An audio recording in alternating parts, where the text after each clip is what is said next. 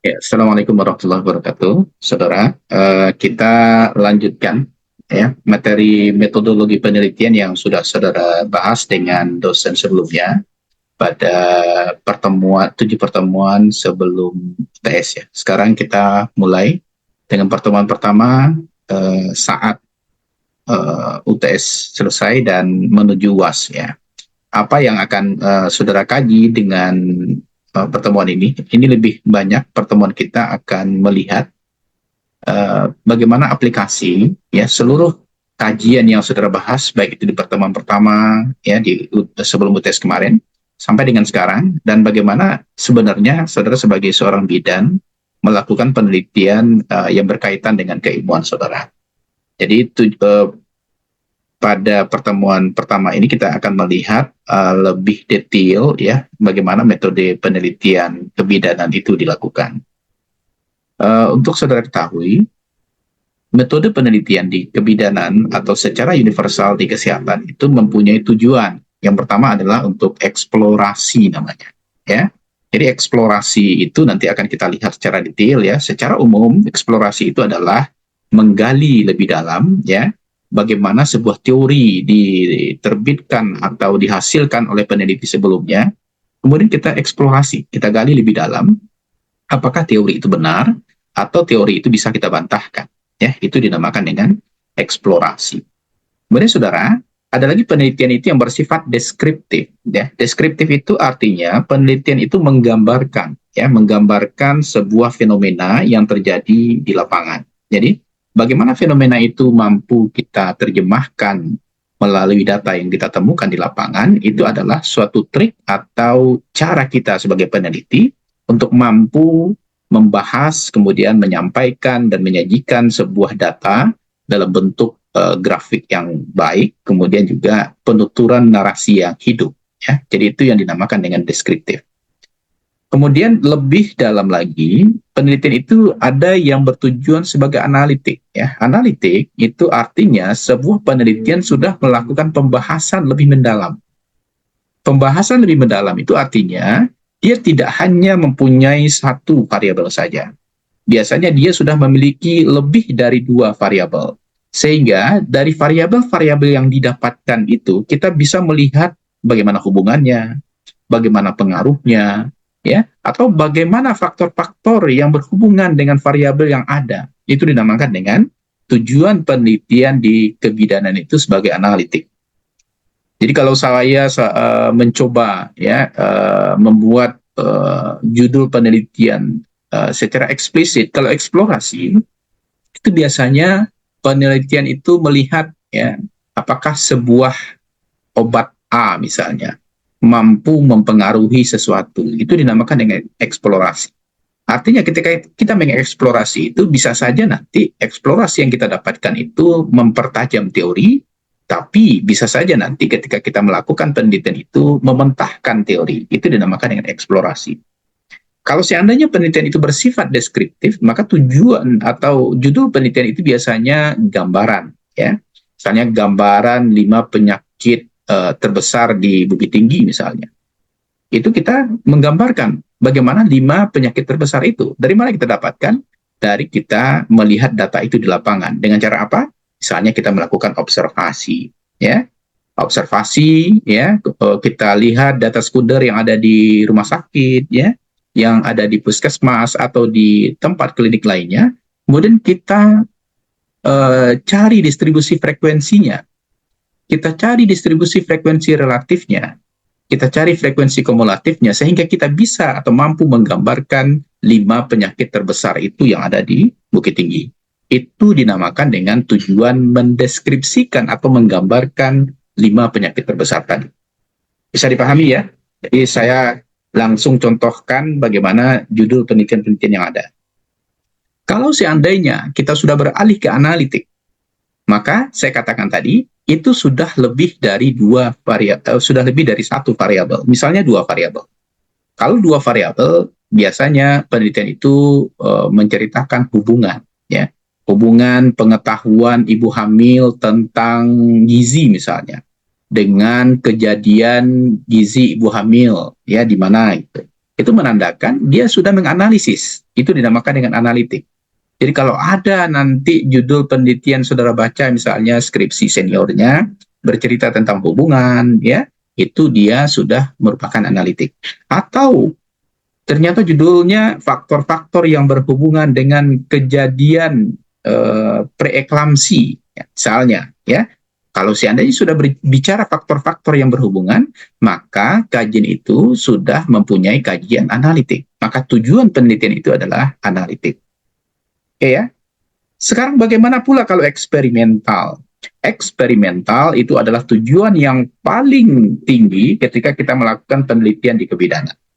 Kalau seandainya, karena saudara ini kan di kebidanan adalah kebidanan komplementer, ya, itu harus diingat itu.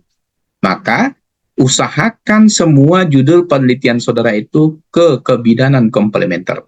Apa itu kebidanan komplementer? Kebidanan komplementer adalah memberikan treatment atau memberikan intervensi kepada responden tidak menggunakan kajian-kajian farmakologis, tetapi menggunakan kajian-kajian non-farmakologis. Contoh, saudara ingin agar gizi anak menjadi lebih baik. Saudara berikan misalnya baby spa misalnya, atau spa baby misalnya. Maka spa baby itu adalah kajian dari kebidanan komplementer. Tujuannya apa? Agar semangat makan bayinya menjadi lebih baik. Ya, itu tujuannya. Kalau makan bayinya lebih baik, maka tentu gizinya akan lebih baik juga. Maka itu dinamakan dengan kajian penelitian eksperimental. Apa contoh atau trik atau katakanlah kata kunci kalau kita melakukan penelitian eksperimental? Di sana ada yang dinamakan intervensi. Ya, nah itu. Jadi inilah tujuan-tujuan penelitian yang akan saudara lakukan ketika saudara melakukan penelitian di kebidanan. Jadi yang pertama adalah eksplorasi, yang kedua adalah deskriptif, yang ketiga adalah analitik, dan yang paling tinggi itu adalah eksperimental. Saya nanti mungkin menganjurkan kepada saudara semua melakukan penelitian yang menggunakan eksperimental. Tujuannya apa? Agar tujuan dari visi kebidanan yang ada di Universitas Bima Nusantara itu tercapai. Apa visinya? Adalah untuk kebidanan komplementer. Bisa dipahami? Sudah ada saudara diarahkan seperti ini? Dera? Sudah belum? Kita belum ya. Jadi tolong ya ingat apa yang saya sampaikan hari ini itu diimplementasikan nanti ketika saudara sudah melakukan penelitian di lapangan. Penelitiannya proposal nanti semester berapa? Cindy? 7, Pak. 7. Sekarang semester berapa? 6, Pak. Nah, berarti saudara sudah mulai merancang ini harusnya. Saya itu condongnya kemana? Ya, saya itu condongnya kemana? Ya, saya itu kok lebih suka memberikan terapi A, terapi B, terapi C ke responden misalnya. Maka bisa saja nanti saudara memberikan minuman jahe untuk apa misalnya, ya. Nah, apa yang saudara harus ingat? Kasus-kasus apa saja yang ada di kebidanan? Ya, kasus-kasus yang biasa itu muncul diantaranya adalah HIV ya, ketika masa hamil, hiperimesis gravidarum, atau kasus-kasus yang langka misalnya preeklamsi ya. Preeklamsi itu apa? Hipertensi yang muncul hanya ketika ibu hamil misalnya ya. Atau ada lagi kasus-kasus yang mungkin saudara itu interest ke sana, misalnya KEG ya, kekurangan energi kronik misalnya ya, atau yang lain-lain yang barangkali saudara itu interest ke sana. Jadi ingat ya, ambil tema atau topik penelitian yang kita itu benar-benar interest ke sana ya, yang benar-benar kita sukai ya, kalau kata bahasa kitanya yang betul-betul kita itu ada di sana. Jangan paksakan. Misal ya, saudara itu takut melihat sesuatu, saudara mau melakukan penelitian sesuatu yang takut, itu berbahaya itu ya. Nah, jadi ingat atau pilih topik-topik yang betul-betul saudara itu suka, kemudian lakukan penelitian tentang itu. Suci misalnya, suci itu suku biji-biji urang, sekarang baby spa ya, bayinya yang dipijat gitu, seperti itu. Jadi sudah ada suka dari awal itu sehingga kita enak untuk melakukan sesuatu ya. Sudah tergambar Dera apa kira-kira yang paling suka, yang paling Dera suka selama belajar di kebidanan? Ndak do ci Allah do pa apa ya sebenarnya kata pertama ya. Samanya aku pa Allah lah semester 6 lagi ini ndak do ci Allah yang masuk ke kepala. Aduh, itu susah itu. Ya, yakinlah saudara, tidak akan tamat-tamat di satu kebidanan. Ya, Cindy, apa yang lagi disuka Cindy selama kuliah? Tidak ada dah Pak, nak ada cik Allah yang masuk ke kepala. Aduh, astagfirullahaladzim. Akal luar lah dari kebidanan lah. Suci. Kalau itu jawabannya. Hai, apa sini? Apa yang disukai? Iya, tidak ada jawaban sini. Berarti kan tidak ada di kepala. Itu dah, astagfirullah. Restu. Restu, yang lain masuk ke kepala Restu selama kuliah di kebidanan. Ayo, Restu. Itu Pak tentang askep Hmm. bayi baru lahir Pak, pemotongan Tuh. tali pusatnya Pak. Oke, sekarang lihat kalau di pemotongan tali pusat itu apa yang paling berpengaruh ke bayi? Kalau seandainya pemotongan tali pusatnya tidak sesuai askep, ada nggak, Restu? Mungkin ada Pak. Ya, tidak mungkin ada ya. Tapi Restu apa? Cari ya, apa kira-kira? Misalnya ya, kalau seandainya pemotongan tali pusatnya tidak sesuai waktunya, misalnya terjadi penurunan nafsu makan seperti itu, sehingga kalau seandainya penurunan nafsu makannya meningkat, bisa saja nanti menyebabkan kematian. Nah, itu bisa diangkat, ya. Jadi cari ya askep-askep yang ada di kebidanan itu yang betul-betul bisa menjadi pendorong saudara untuk mengangkat judul penelitian itu, ya. Itu yang penting, ya. Itu yang penting. Ya, Restu. Suci lah dia terkena. Yang diam saya suci. Kalau slide ke bisa sih Pak Agen kalian baca kan. Tapi yang penting itu adalah saudara pahami apa yang ada di slide ini, ya. Ada Suci? Suci mute. Apa? Tentang itu Pak, untuk penambahan volume ASI Pak. Apa kira-kira yang bisa dilakukan? Ingat ya, anak itu benar tuh, anak tidak akan bisa mendapatkan karbohidrat, protein, kemudian gizi yang baik apabila ASI bermasalah. Nah itu, jadi itu masalah pertama itu.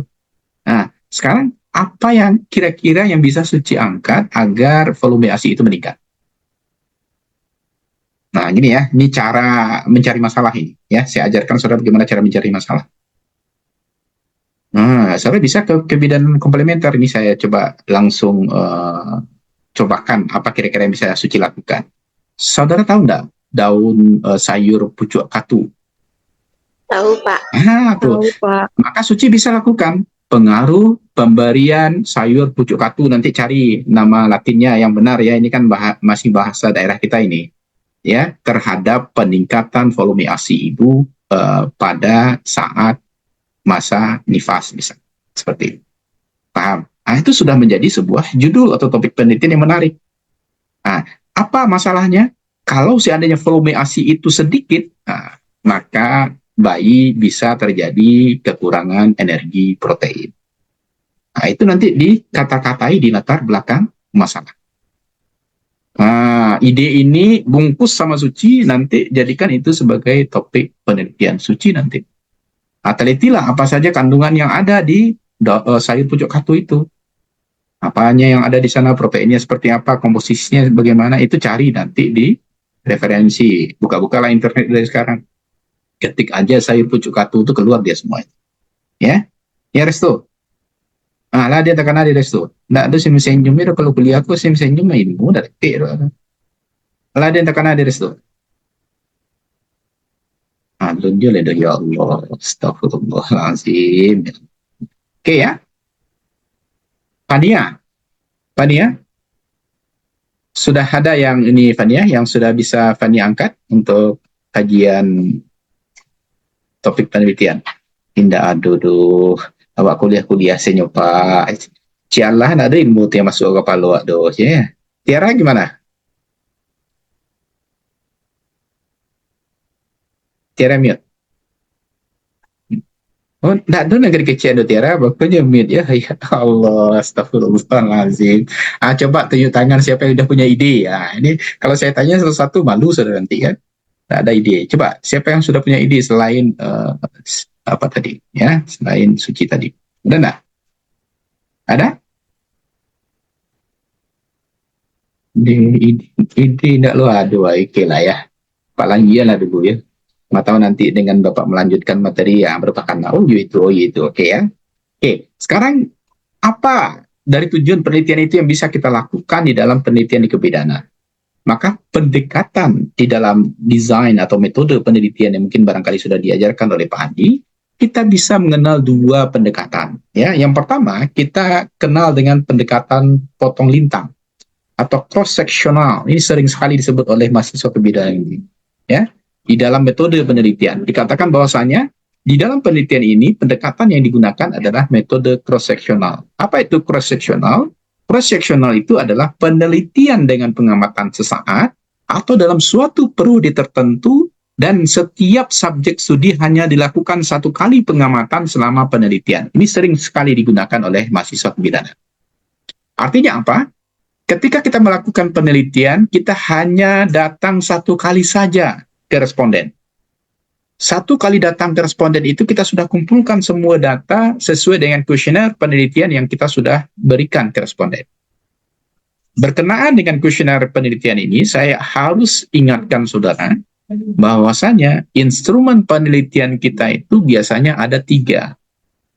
Yang pertama, kita kenal dengan instrumen penelitian berdasarkan angket.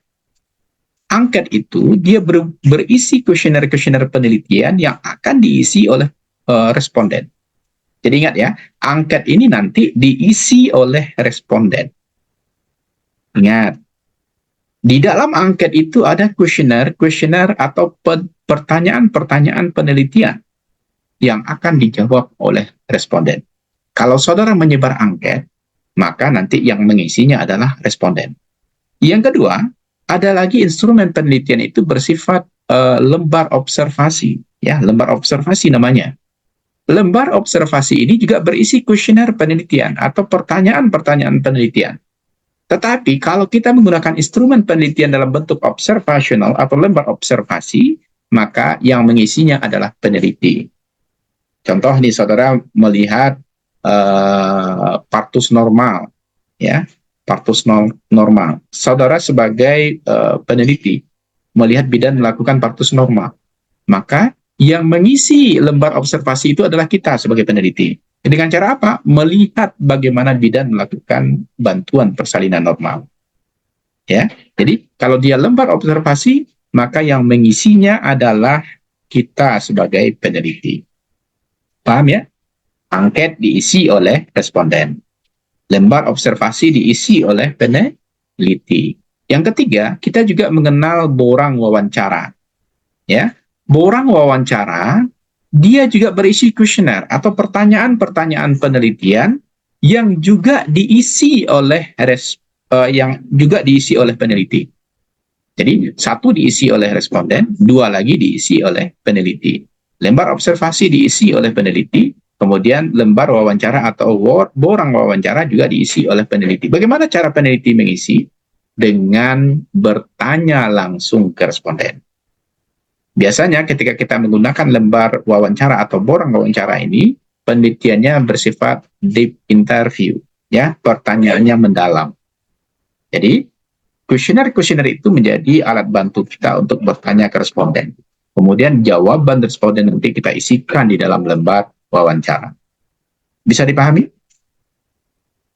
Bisa? Bisa, Pak. Bisa ya. Ini untuk menjawab bisanya lama, saudara ya. Restu, paham Restu? Paham, Pak. Oke ya. Jadi itu ya.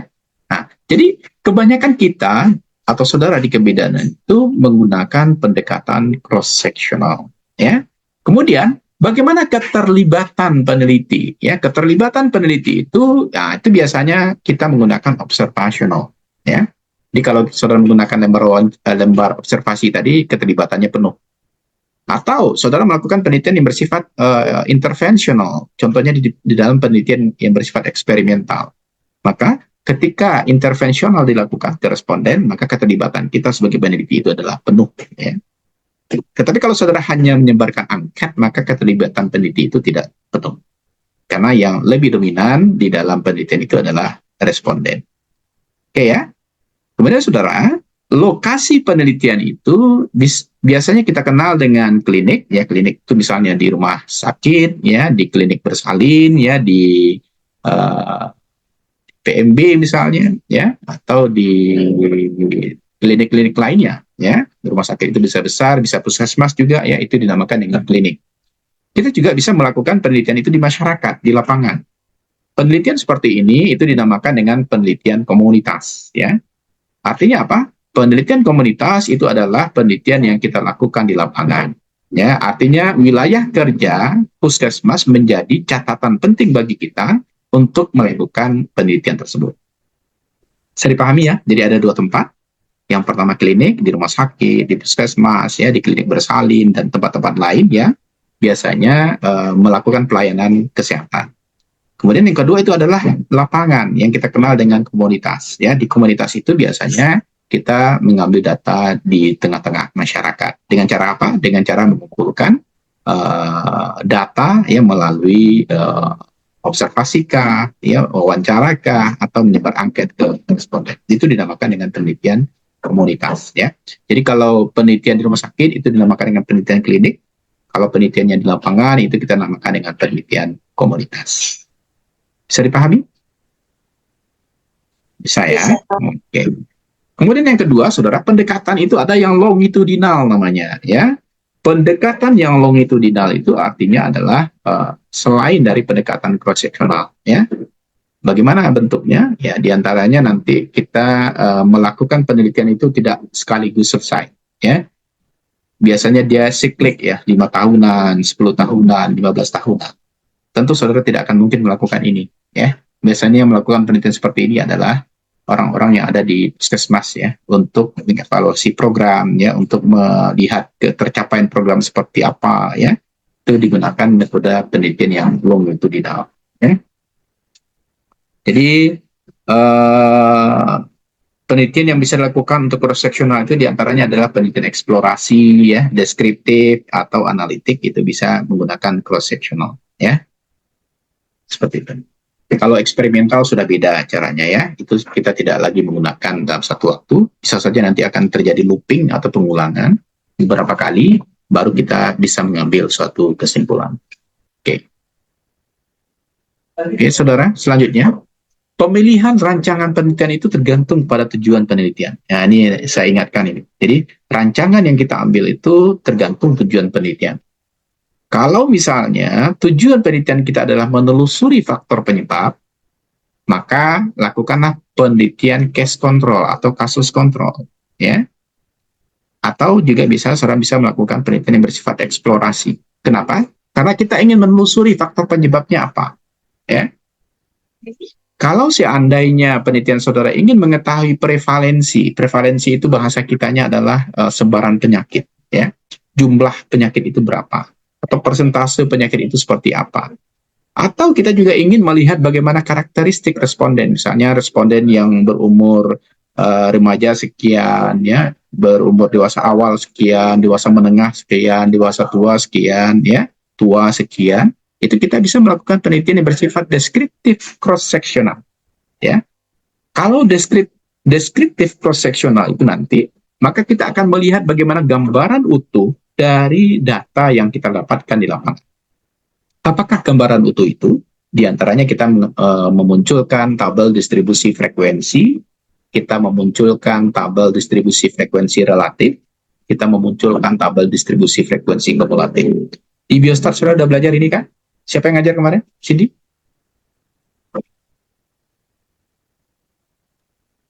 Biostatnya kapan? Apa Pak? Kurang jelas suaranya. Statistik dasarnya kapan? Statistik. Udah di semester ini Pak. Kemarin sama Pak Debbie Pak. Oh, sudah diajarkan bagaimana membuat tabel distribusi frekuensi?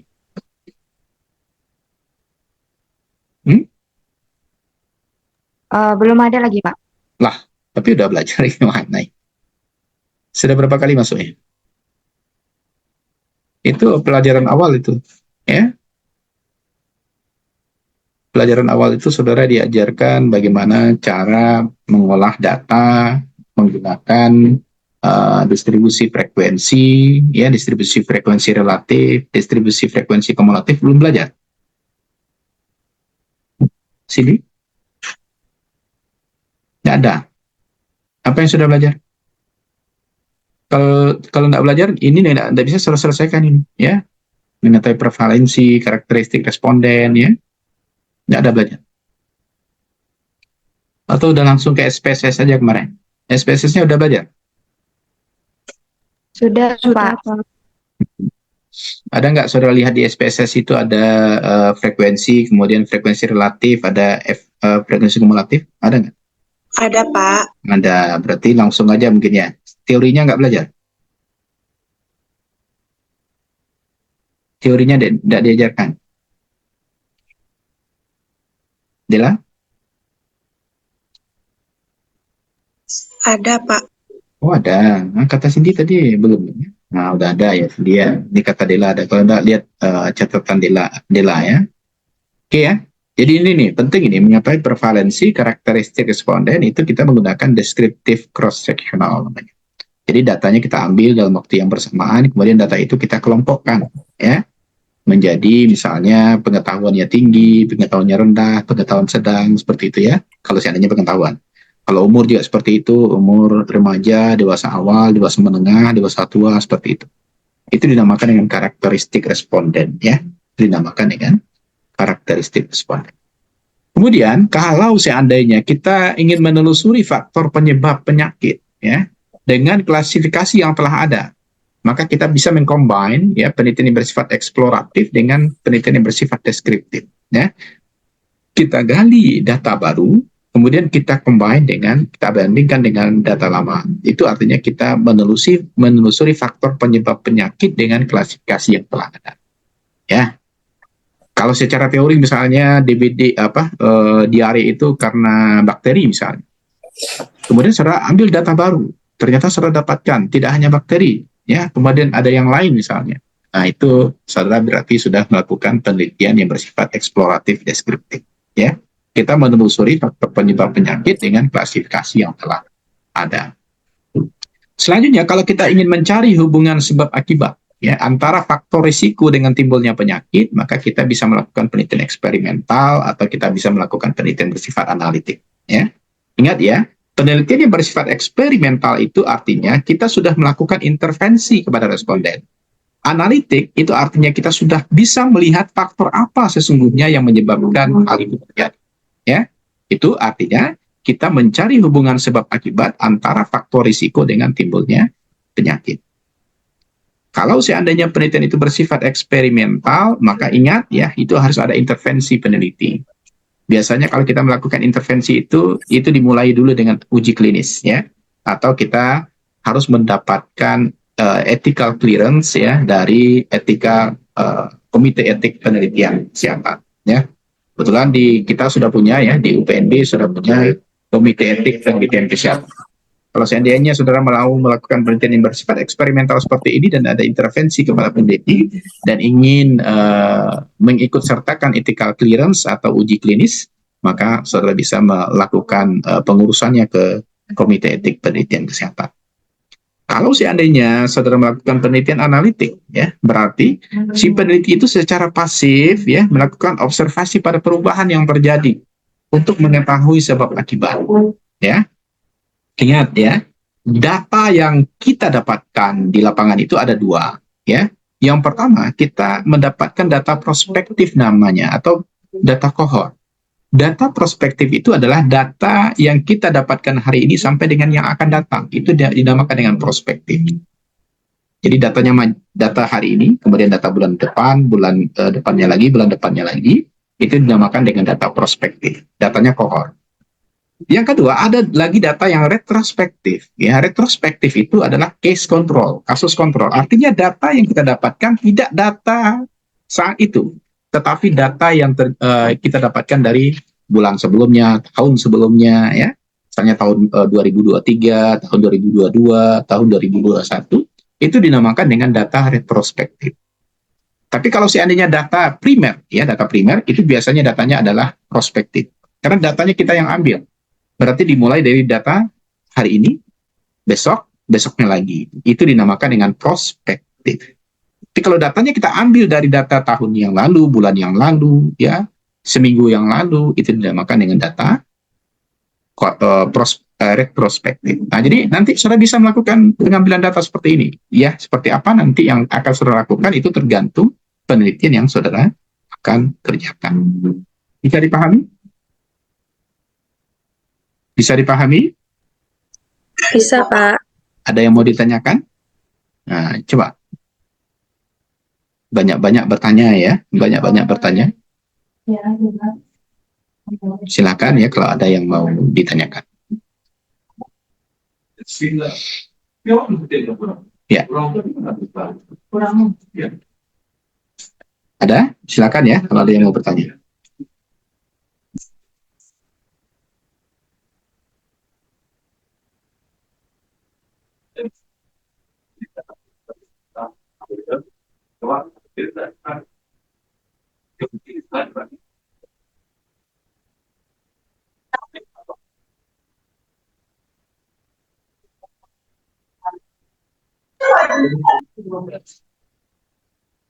Jadi pada aslinya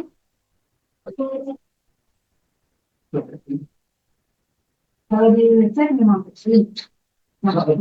Ayo, ada yang mau bertanya? Standar itu memang sampai print. Tidak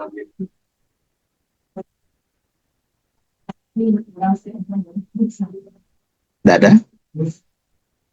Tidak ada ya? Oke. Kalau tidak ada, saya lanjutkan. Ya, sekarang kita lihat secara lebih detail ya, eksploratif yang saya sudah sampaikan tadi. Apa itu penelitian eksploratif? Ya, jadi penelitian eksploratif itu dimulai dari rancangan ini untuk menemukan faktor yang diperkirakan sebagai penyebab, ya, atau mengetahui pendapat atau penerimaan masyarakat terhadap program pelayanan. Ya, jadi ini dinamakan dengan eksploratif. Namanya aja explore, ya explore. Jadi menggali lebih dalam, ya, menggali lebih dalam. Maka apa cikal bakal kalau seandainya kita melakukan penelitian eksploratif? Harus ada kasus baru dulu. Contoh COVID tahun lalu ini, ya. Maka bisa kita melakukan penelitian eksploratif, ya. Kenapa? Karena ada kasus baru. Atau sekarang itu ada cacar monyet gitu.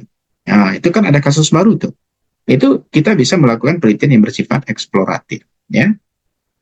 Di dalam pertanyaan penelitian yang bersifat penelitian eksploratif itu, pertanyaan itu berkaitan dengan misalnya ras, keturunan, ya, pola hidup tertentu, ciri-ciri demografis, ya, atau lingkungan.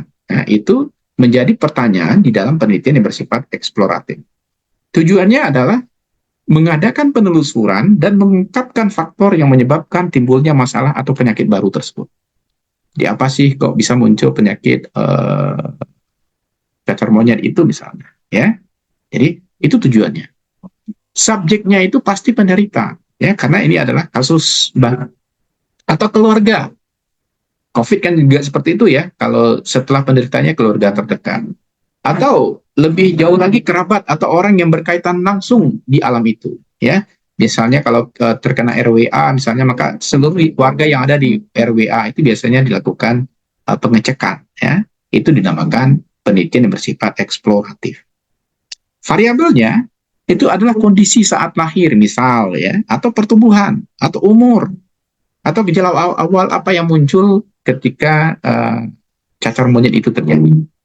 Kemudian apa yang dilakukan dalam kehidupannya sehari-hari, misalnya aktivitasnya seperti apa, pekerjaannya apa, ya, misalnya pemulung misalnya, ini misal ya, maka nanti dikaitkan dengan kejadian cacar monyet yang ada pada tubuhnya. Keturunan misalnya, ya, atau minum obat apa, misalnya dia minum obat A, B, C, apakah ada nanti hubungannya dengan penyakit yang terjadi? Atau kalau sedikit kebedanan, riwayat persalinannya seperti apa misalnya, atau paritas ya, jumlah kelahirannya itu sudah melahirkan berapa orang anak misalnya. Itu dinamakan dengan kajian-kajian yang bersifat eksploratif.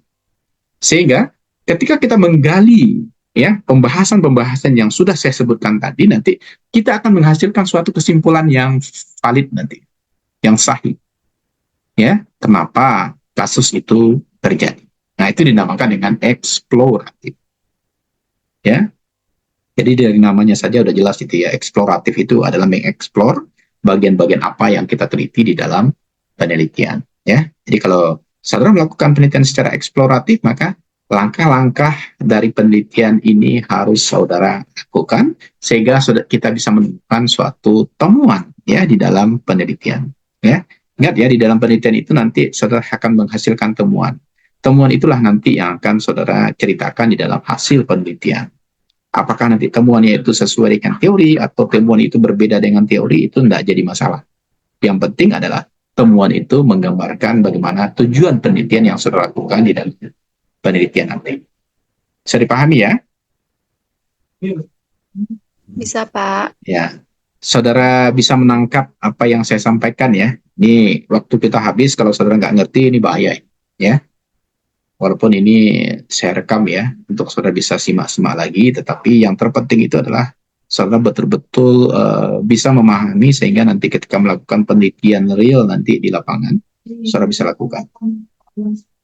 Oke ya, itu yang pertama, penelitian eksploratif. Kemudian pelaksanaan penelitiannya bagaimana? Di dalam penelitian eksploratif itu pengumpulan data itu bersifat kuantitatif dan kualitatif. Ingat ya, kuantitatif itu adalah data berupa angka, kualitatif itu non-angka. Ya. Kemudian teknik yang dilakukan kalau eksploratif itu adalah teknik wawancara mendalam atau deep interview namanya. Kemudian yang disiapkan itu adalah kuesioner atau pertanyaan penelitian dan juga melakukan pemeriksaan fisik kalau seandainya terjadi seperti yang saya sampaikan tadi. Ya. Analisa data ya yang akan kita lakukan itu adalah analisa data secara kuantitatif dan kualitatif yang mengarah pada faktor terjadinya masalah dan ditarik kesimpulan untuk dibuat laporan. Artinya apa? Pembahasan penelitian itu nanti harus berupa data kuantitatif dan data kualitatif, combine istilahnya. Jadi di atasnya mungkin saudara sebarkan tabel, kemudian di bawahnya saudara ceritai bagaimana tabel tersebut. Itu dinamakan dengan combine antara penelitian kuantitatif dan penelitian kualitatif. Paham ya? Paham, Pak. Saya agak takut ya, seolah-olah saya dongeng ini ya. Dari yang saya sampaikan materi, tidak ada yang tertidur itu kan, ya. Jangan sampai tertidur pula Cindy, ya. Karena ya sampai tertidur ingat-ingat apa yang saya sampaikan ya. Nah, ini laporan kasus lagi. Jadi ingat ya, sebagian buku mengatakan laporan kasus ini tidak riset ya, tidak penelitian, tetapi sebagian buku lain ada menyampaikan ini penelitian, ya.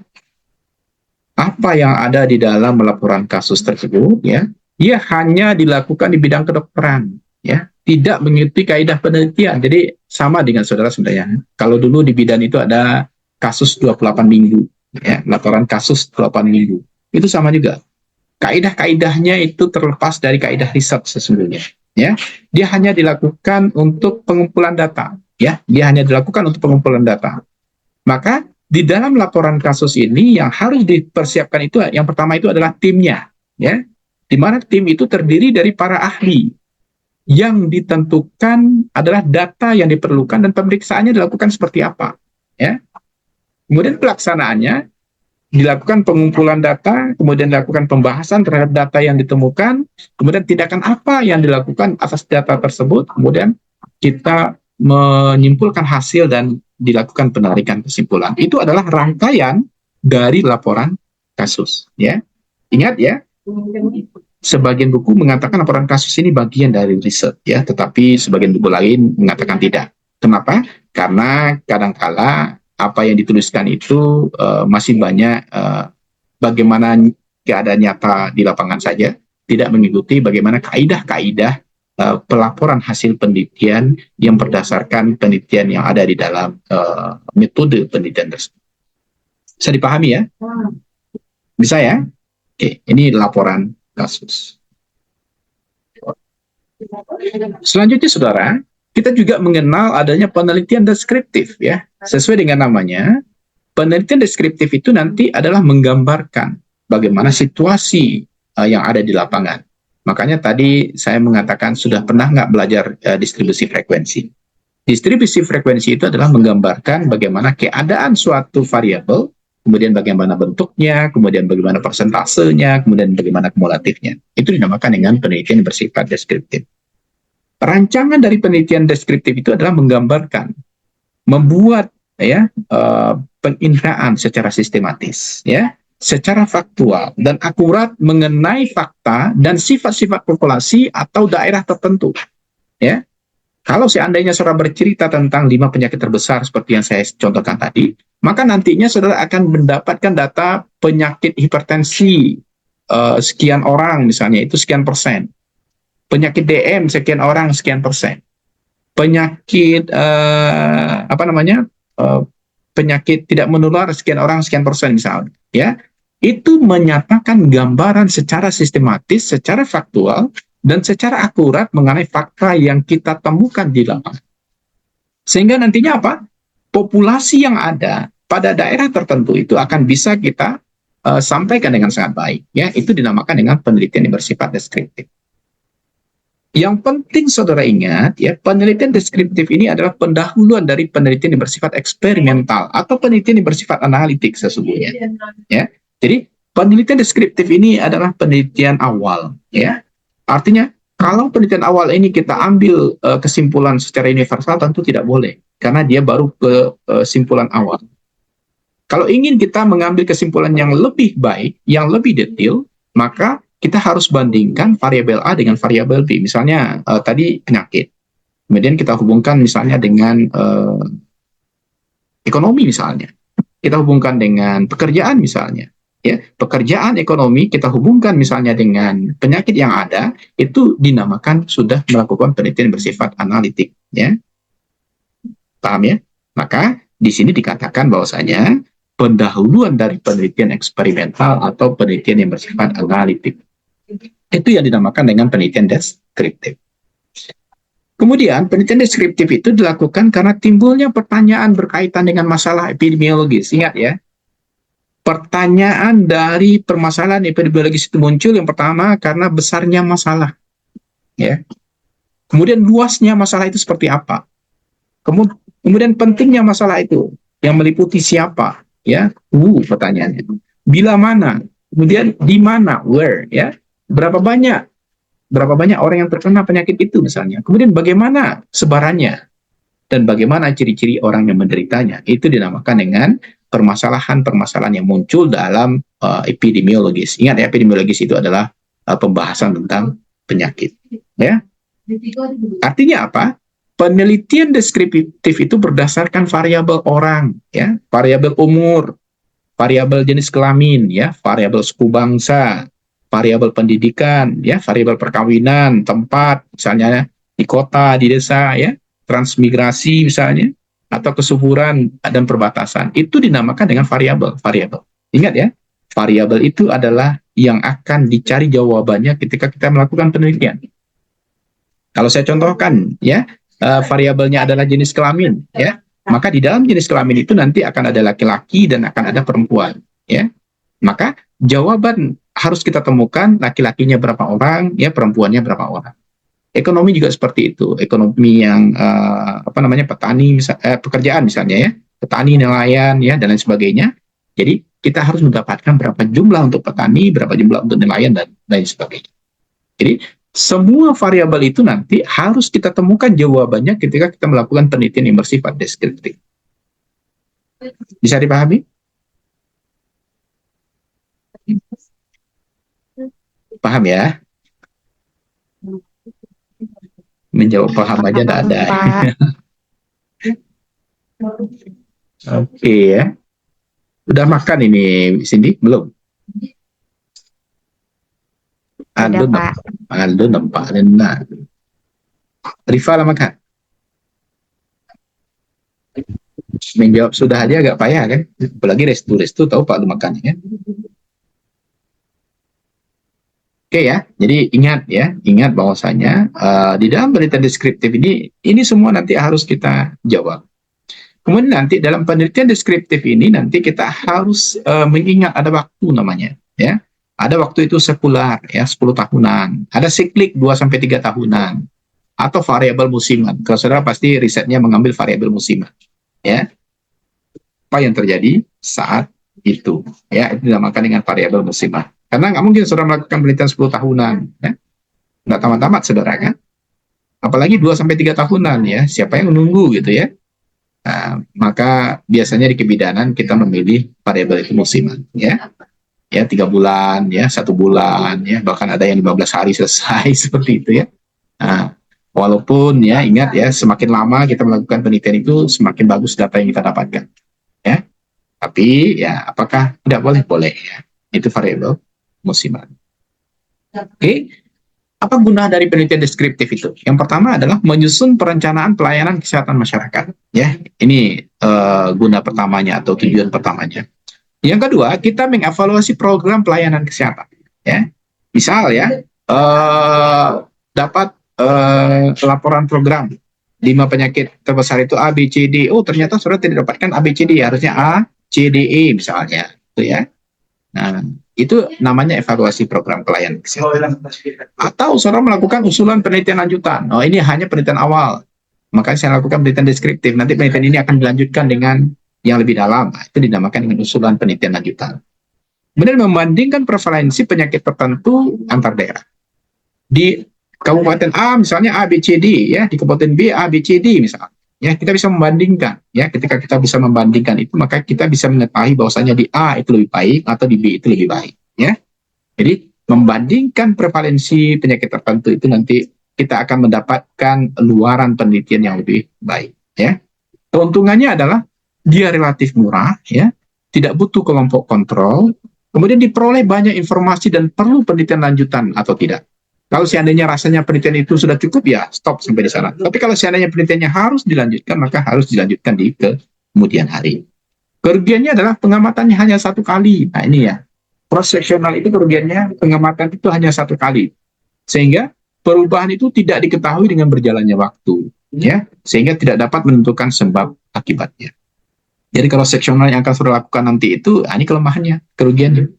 Kita hanya 1 kali ke responden, kemudian kita tidak bisa melihat lagi bagaimana keadaan responden di saat yang mendatang. Kalau kita menggunakan hanya cross section, ya.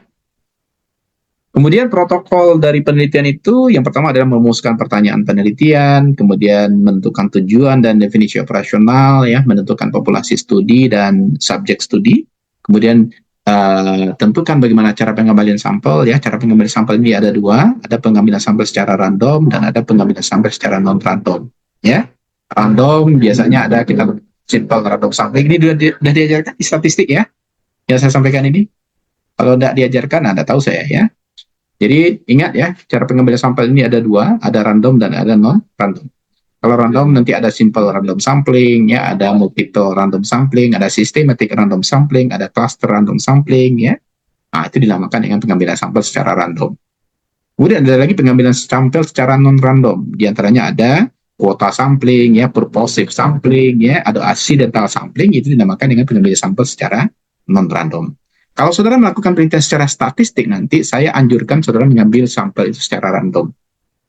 Tapi kalau saudara melakukan penelitian kualitatif, nanti silakan lakukan pengambilan sampel secara non-random. Itu aturannya. Paham? Paham, Pak. Ya, oke ya. Jadi Paham, itu yang penting ya, cara pengambilan sampel. Kemudian nanti baru kita tentukan variabel apa yang diteliti. Ya, variabel yang diteliti itu sesuai dengan tujuan penelitian kita. Kalau tadi saudara mau menggambarkan bagaimana 5 penyakit terbesar, maka tentu variabel yang diteliti adalah 5 penyakit terbesar. Ada A, ada B, ada C, ada D. Ada hipertensi misalnya, ada diabetes mellitus misalnya, ada yang lain misalnya. Itu menandakan bahwasanya itu adalah variabel yang akan diteliti. Selanjutnya lakukan pengumpulan data.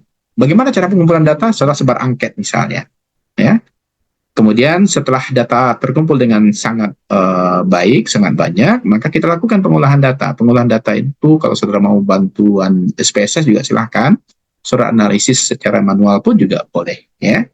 Sehingga nanti kita akan mendapatkan ya bagaimana data itu tersebar di SPSS-nya. Kemudian kita sajikan data itu. Sajikan data itu dalam 2 bentuk, dalam bentuk tabular, tabel, atau bisa juga sajikan data itu dalam bentuk grafik, ya. Kemudian kita lakukan analisis data itu ya kita lihat ya mana yang paling dominan misalnya, kemudian apa yang menyebabkan hal itu terjadi misalnya, ya. Kemudian baru kita lakukan penarikan kesimpulan, kemudian kita bikin deskripsinya dalam bentuk laporan. Paham? Ini langkahnya nanti kalau deskriptif. Tapi ingat ya, ini tidak akan boleh saudara lakukan nanti, karena ini hanya penelitian pendahuluan. Ya. Apa pertanyaan penelitian misalnya? Ini diantaranya. Apakah tekanan darah meningkat dengan bertambahnya umur? Nah, itu dinamakan dengan question research namanya, atau pertanyaan penelitian. Ya. Nah, kalau saya tanya ini ke Rifa, apakah tekanan darah itu meningkat dengan bertambahnya umur? Rifa Tesri Wulandari. Iya, Pak. Ya, kenapa? Apa hubungan umur dengan tekanan darah?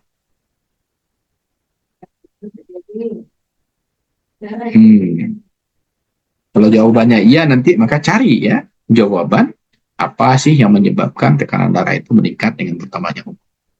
Tapi memang iya ya, semakin tua nenek saudara kan semakin nggak sabaran kan, semakinnya tinggi ya. Nah itu kan saudara temukan di lapangan seperti itu. Tapi nanti harus saudara cari apa yang menyebabkan tekanan darah orang itu meningkat. Maka kajian itu dinamakan dengan kerangka teori. Ya. Jadi hipertensi itu apa sih penyebabnya? Ada hipertensi itu penyebabnya lingkungan, ada penyebabnya dari dalam dirinya. Kalau dalam dirinya misalnya penyakit-penyakit yang muncul saat ini, kemudian kalau dari lingkungan misalnya ekonomi, faktor ekonomi ya. Dan iklannya banyak sekarang tuh di TikTok. Ya. Ya. Apa namanya? Makan mie bisa menyebabkan hipertensi misalnya, seperti itu ya. Tapi yang dimaksud ya makan mie itu adalah orang yang makan mie kita lihat aja gitu kan, sakit hati gitu kan, memang hipertensinya meningkat kayak gitu ya. Saudara nggak penikmat TikTok ini? Ada kan TikToknya? Kan seperti itulah kira-kira. Jadi apakah tekanan darah itu meningkat dengan bertambahnya umur? Kemudian berapa besar penggunaan Oralit oleh masyarakat untuk mengatasi dehidrasi pada penderita diare? Ini saya tanya ini di kampung sini. Apakah sudah familiar orang menggunakan Oralit kalau diare? Sudah, Cindy. Pak. Ada? Apakah sudah hampir semua orang menggunakan Oralit kalau diare? Belum semua, Pak. Nah, itu makanya. Jadi berapa besar penggunaan Oralit? Ya, nah, jadi kalau ada pertanyaan penelitian seperti ini nanti bisa saudara jawab menggunakan penelitian secara deskriptif. Ya, berapa besar penggunaan Oralit oleh masyarakat untuk mengatasi dehidrasi pada penderita diare? Apakah ada hubungan paritas dengan preeklamsi? Restu? Apakah ada hubungan antara paritas dengan preeklamsi? Ada, Pak. Nah, coba ceritakan kenapa ada?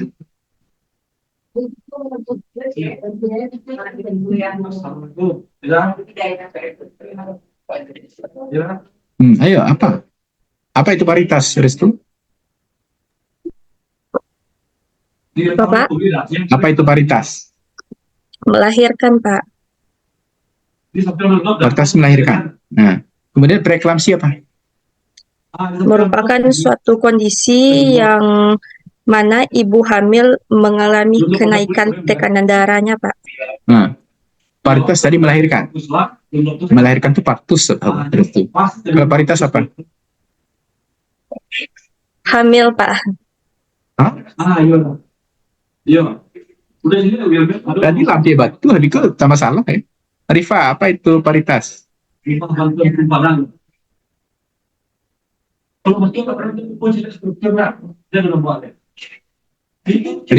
Rifa Tesri Wulandari, apa itu paritas? Jumlah anak apa sih? Jumlah ibu melahirkan, jumlah anak. Jumlahnya lah 7 kali, anaknya lah 3 kan, ada jumlah anak kan. Berapa kali ibu melahirkan ya? Paritas ke berapa ya? Kan belum tentu juga ya ibu melahirkan itu anaknya hidup ya. Ada juga ketika dia melahirkan anaknya meninggal ya. Maka paritas itu adalah jumlah ibu melahirkan ya, bukan jumlah anak. Nah, sekarang apa kalau seandainya semakin banyak dia melahirkan, apakah dia akan terjadi preeklamsi? Restu. Apakah ada hubungan? Kalau Iya, iya, Pak, ada, Pak. iya. Kenapa? Nah, itu nanti harus dijawab di dalam penelitian, ya, seperti itu. Oke ya, nah itu nanti adalah pertanyaan-pertanyaan penelitian yang ada di dalam penelitian yang bersifat deskriptif. Paham? Paham ya? Paham, Pak. Paham, Pak. Sekarang tujuannya dia bertujuan untuk mencari prevalensi penyakit atas fenomena lain pada daerah atau institusi dan mendeskripsikan subjek studi berdasar variabel orang. Ingat ya, jadi penelitian saudara itu di kebidanan itu harus ada orang, harus ada person, harus ada waktu, harus ada time, dan harus ada place. Ya, jadi 3 ini penting ini. Harus ada person, ada time, and ada place. Ya. Artinya nanti kita akan menemukan hubungan antara 2 variabel untuk penelitian lebih lanjut. Ya. Jadi kita akan melanjutkan penelitian deskriptif ini untuk penelitian analitika atau untuk penelitian yang bersifat eksperimental. Ya. Contohnya, ini contoh-contohnya dulu ini. Mengetahui hubungan anemi ibu hamil dengan kejadian BBLR misalnya. Ya. Mengetahui pengetahuan ibu tentang ASI eksklusif misalnya. Atau mengetahui hubungan paritas dengan preeklamsi misalnya. Atau dan seterusnya, ya, sehingga contoh-contoh penelitian ini bisa saudara catat, ya, dan bisa saudara angkat nanti ketika kita melakukan penelitian. Di dalam tujuan penelitian itu akan ada nanti saudara ketemu dengan tujuan umum, akan ada nanti tujuan khusus, ya. Tujuan umum itu nanti menjawab pertanyaan penelitian. Ya, tujuan khusus itu adalah kegiatan-kegiatan yang dilakukan untuk mencapai tujuan umum. Jadi ingat ya, tujuan umum itu kalimatnya pasif. Nah, dicatat ini, nggak ada di slide. Ya, tujuan umum itu kalimatnya pasif. Misalnya diketahuinya, ya, dilakukannya, misalnya itu dinamakan dengan kalimat pasif. Sementara tujuan khususnya itu kalimatnya aktif, misalnya mengetahui, mendeskripsikan, ya, melakukan, kalimatnya aktif. Jadi jangan terbalik nanti. Ini banyak senior saudara itu terbalik, ya. Jadi yang pasif itu adalah tujuan umum dan yang aktif itu adalah tujuan khusus. Paham ya? Paham? Paham, Pak. Paham, Pak. Kemudian, Paham, Pak. di dalam penelitian deskriptif itu ada populasi studi dan subjek studi, ya. Di mana populasi studi itu berupa masyarakat yang ada di suatu daerah, ya, yang ada di institusi tertentu, ya, mahasiswa atau siswa yang ada di sekolah, atau pegawai rumah sakit yang ada di rumah sakit. Itu dinamakan dengan populasi studi. Selanjutnya, populasi itu merupakan subjek studi, ya, yaitu individu yang akan diukur ciri-cirinya sesuai dengan tujuan penelitian. Di mana nanti variabel orang sebagai subjek penelitian itu diantaranya adalah umur misalnya, jenis kelamin, ya, pendidikan, pekerjaan, status perkawinan, itu masuk dalam variabel orang sebagai subjek penelitian. Ya. Kemudian sebagai variabel utama, maka ditentukan, ya, diantaranya adalah umurnya harus tepat. Maka nanti kalau saudara melakukan, kalau ingin mengetahui umur responden, nanti misalnya 11 bulan, 10 hari, gitu ya. Kalau saudara bisa juga menambahkan jamnya juga lebih baik, ya. Apakah pengakuan responden itu benar atau tidak? Itu bisa dikonfirmasi lagi, ya, kalau saudara melakukan wawancara, ya. Kemudian nanti status perkawinan juga bisa juga nanti pernah menikah, ya. Tidak hanya kawin dan tidak kawin saja, tapi juga harus saudara ketahui apakah dia pernah menikah atau tidak pernah menikah, seperti itu. Jadi jangan hanya kawin dan tidak kawin saja, ya, tambahkan. Kalau seandainya dia pernah menikah sejak kapan, kemudian kapan dia tidak berkeluarga lagi, itu perlu dicatat sehingga nanti tidak ada bias ketika kita melakukan analisis pembahasan di dalam penelitian. Pekerjaan juga seperti itu, bekerja atau tidak bekerja. Paritas ada primi, ada multi, dan grande, ya. Primi itu baru, multi sudah banyak, grande itu sudah apa ya? Nah, itu adalah bagian dari paritas. Paham ya? Oke. Kemudian cara pengambilan sampel. Nah, ini yang saya singgung tadi di awal. Ya, pengambilan sampel itu secara random. Di antaranya ada acak sederhana, itu yang simple random sampling. atau stratified random sampling atau systematic random sampling, ya, atau itu adalah pengambilan sampel secara acak atau random, ya. Pengambilan sampel acak sederhana atau simple random sampling. Caranya bagaimana?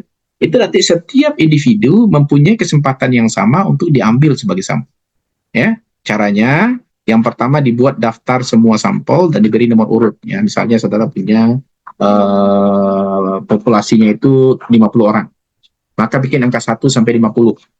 Pernah main judo-judo, ya? Bikin angka 1 sampai 50, masukkan ke gelas atau ke kaleng misalnya. Kemudian karena sampelnya hanya misalnya menggunakan muslovin hanya 25 orang, ini misal. Maka dari 50 orang itu saudara ambil 25 orang secara acak. Siapapun yang terambil itu adalah sampel kita. Maka untuk cara ini, semua responden itu mempunyai kesempatan yang sama untuk menjadi sampel. Nah, itu dia yang simple number sampling. Paham, Rifa?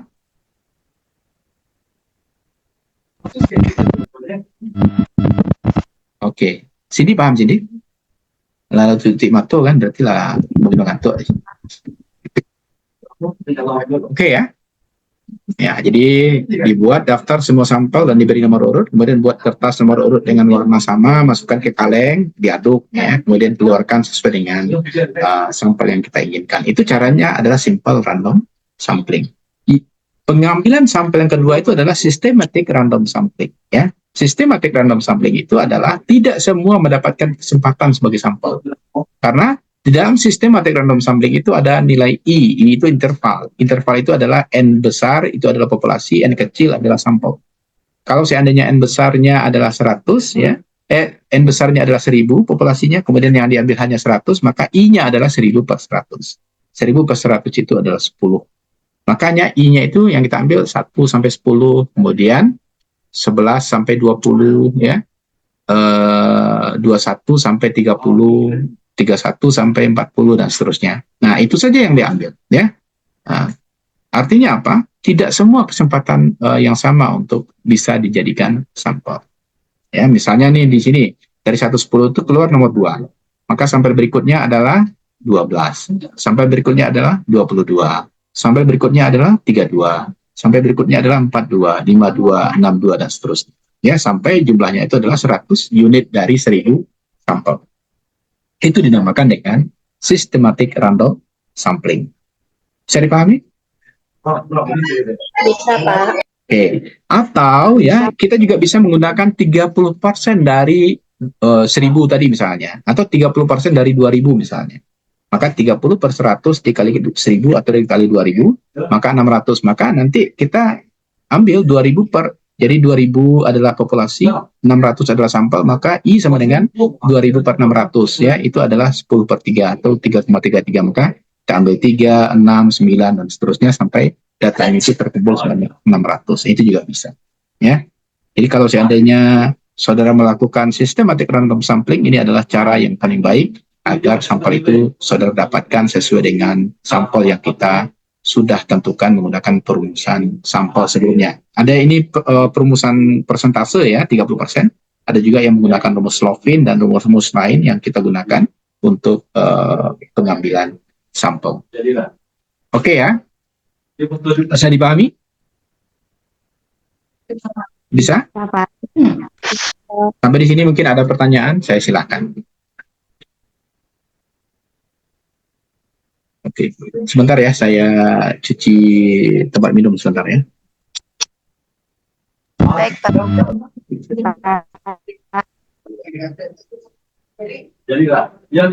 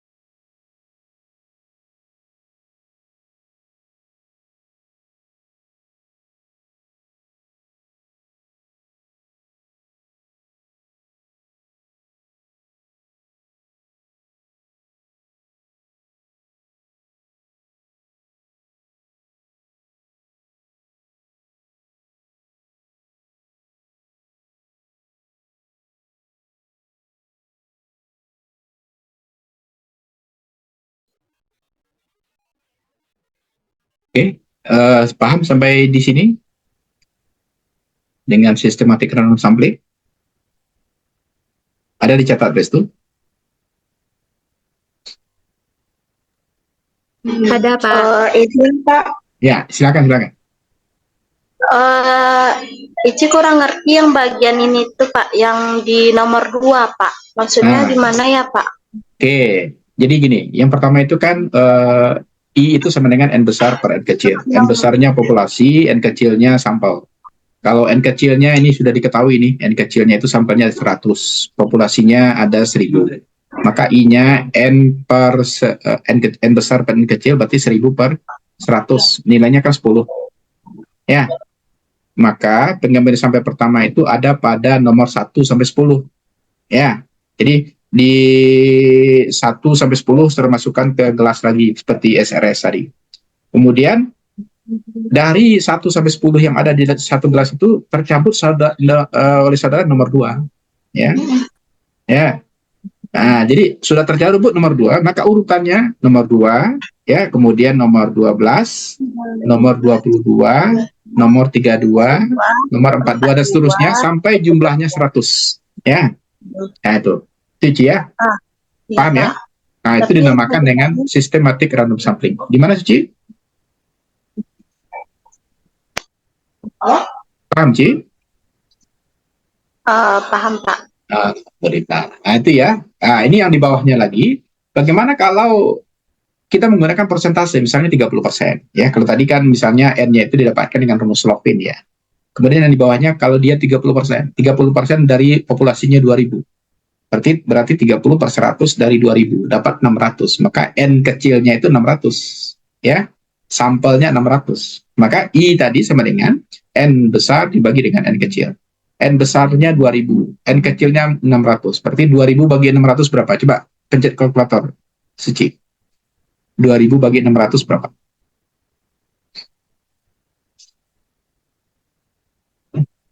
Berapa?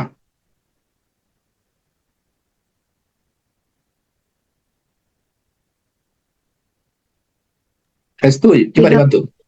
3? 3,33 Nah, 3,33 itu kan belum sampai 3,5. Nah, belum bisa kita jadikan 4 kan, tetap 3 kan. Maka sampel pertama itu 3, kemudian kelipatan 3 6, kelipatan 3 lagi 9, kelipatan dan seterusnya. Ya. Paham? Jadi 3 6 9 berapa lagi ya seterusnya. Seperti itu. Ya. Paham? Baik Pak. Paham Pak. Oke. Sampai dia jumlahnya 600. Oke ya. Ya, mudah-mudahan bisa Baik dipahami. Pak, terima kasih. Yang Pak. lain, ya, yang lain ada yang mau ditanyakan, silakan. Ya. Kemudian, bagaimana pengambilan sampel tanpa acak? Ini yang saya katakan non-random tadi. Jadi bahasa Inggrisnya non-random. Kalau bahasa kitanya sampel tanpa acak, ya. Itu dilakukan pada sampel kecil, ingat ya. Jadi kalau saudara punya sampelnya kecil, itu bisa dilakukan pengambilan sampel non-random, ya. Pada populasi besar. Jadi misalnya populasinya 1000 orang, tapi sampel yang akan diambil hanya 20 orang. Nah, itu bisa kita gunakan non-random, ya. Sehingga ya dengan cara apapun sebenarnya tidak dapat menggambarkan populasi, ya. Ingat ya, dia tidak akan bisa menggambarkan populasi. Ya. Kemudian pengambilan sampel non-random atau tanpa acak ini diantaranya ada accidental sampling, kemudian ada quota sampling, ada purposive sampling. Ya, jadi accidental sampling itu adalah pengambilan sampel seadanya. Ya, kemudian quota sampling itu adalah pengambilan sampel berjatah, dan purposive sampling adalah pengambilan sampel dengan pertimbangan. Ya, bagaimana itu accidental sampling? Nanti peneliti itu mengambil sampel sesuai dengan yang diinginkan dalam tujuan penelitian. Dan untuk mengetahui opini masyarakat, ya, maka peneliti datang ke tempat tertentu, setiap yang datang sesuai kriteria diambil dengan jumlah sesuai yang diperlukan peneliti. Ingat ya, kriteria itu ditentukan oleh peneliti berdasarkan kriteria inklusi dan kriteria eksklusi. Ya. Kriteria inklusi itu artinya adalah kriteria yang masuk ke dalam kategori sampel penelitian. Sementara eksklusi di luar, ya, diantaranya biasanya bersedia menjadi responden itu masuk ke inklusi, ya. Lawannya pasti dia eksklusi, seperti itu. ya. Atau kalau saudara mengkaji misalnya preeklamsi, berarti tentu ibu yang mengalami preeklamsi menjadi inklusi, selain preeklamsi berarti menjadi eksklusi. Bisa dipahami? Nah, itu masuk ke dalam kriteria yang diambil di dalam accidental sampling, ya. Dia pengambilan sampel seadanya. Oke ya. Kemudian yang kedua ada yang kita kenal dengan kuota sampling. Ya, kuota sampling itu adalah jumlah dan kriteria itu sesuai dengan yang ditentukan peneliti. Jadi jumlahnya, kemudian kriterianya itu ditentukan dulu oleh peneliti. Ya, contoh di sini jumlahnya 100 orang dengan kriteria 50 orang laki-laki, 50 orang perempuan. 50 orang laki-laki dengan 50 orang perempuan ini ditentukan terlebih dahulu oleh peneliti. Ditambah lagi yang berumur 20 sampai dengan 30 tahun. Jadi kalau kita masukkan kriteria inklusi, maka di luar umur ini pasti tidak masuk. Kalau jumlahnya tidak 50 orang laki-laki dan tidak 50 orang perempuan, pasti dia menjadi eksklusi. Ya. Siapa yang diteliti itu tergantung ke peneliti berdasarkan kuota sampling atau jatah yang ditentukan langsung oleh peneliti. Paham dengan kuota sampling? Paham ya? Nah, yang ketiga itu adalah purposive sampling namanya. Purposive sampling itu adalah pengambilan sampel berdasarkan pertimbangan. Ya, biasanya yang menimbang ini adalah petinggi. Ya, misalnya kalau di Kota Bukit Tinggi ada dinas kesehatan. Ya, pertimbangannya menurut pendapat beliau. Ya, bila cara pengambilan sampel dilakukan sedemikian rupa sehingga kewakilannya ditentukan oleh peneliti berdasarkan pertimbangan orang yang berbeda. Kalau saudara mungkin pembimbingnya mungkin, ya, atau pembimbing ambil sekian saja, itu boleh. Itu berarti kita menggunakan purposive sampling, ya, seperti itu. Yang keempat, ada yang kita kenal dengan consecutive, ya. Consecutive itu berdasarkan waktu, yaitu periode tertentu yang memenuhi kriteria studi, ya. Jadi consecutive itu waktunya tertentu. Misalnya saudara ada proyek dari dinas misalnya, waktunya 1 bulan. Maka seberapa banyak yang didapatkan dalam 1 bulan itu, itulah yang dijadikan sampel. Itu dinamakan dengan consecutive. Paham? Paham? Ini saudara paham-paham aja nih. Parah pula. Bertanya lagi lah. Abi lu soal apa ngecek tadi ya? Ya, restu. Bertanya lah. Ini mentang-mentang lay jalih apa jalihan kan hanya nggak paham sih saudara kan? Atau apa mengecek terus? Ayo bertanya lah. Biasakan bertanya, saudara sudah mau tahun akhir ini ya. Ayo.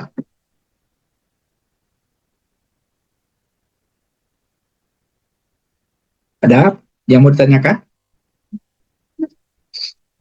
Nggak ada lah nih ditanya lupa nama hati mau itu payah. Allah Akbar. Restu nggak ada yang terasa gitu Restu? Nggak. Belum, Pak. Lama Restu terasa ya dari tadi aku dia leh nggak tuh belumnya baru. Apalagi Cindy itu nah. Pak Calik lah yang lain. Herma. Tanya lah Herma. Aing ke Herma tanya. Fitri siap-siap pertanyaannya ya. Nanti saya tanya. Saya tanya Herma dulu nih. Yang ke Herma tanya.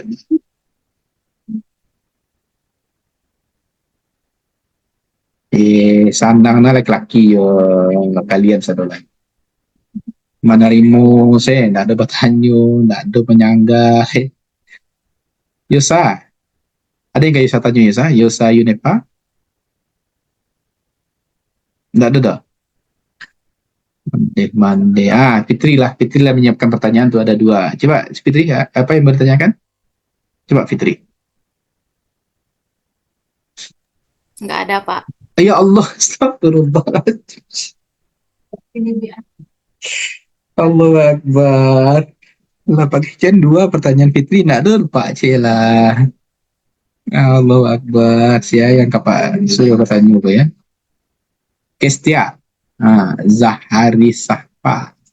Coba, apa pertanyaannya? Ayo, Mada, Pak. mande. Nur lah. Nur bisa menyelamatkan semua mungkin kalau bertanya.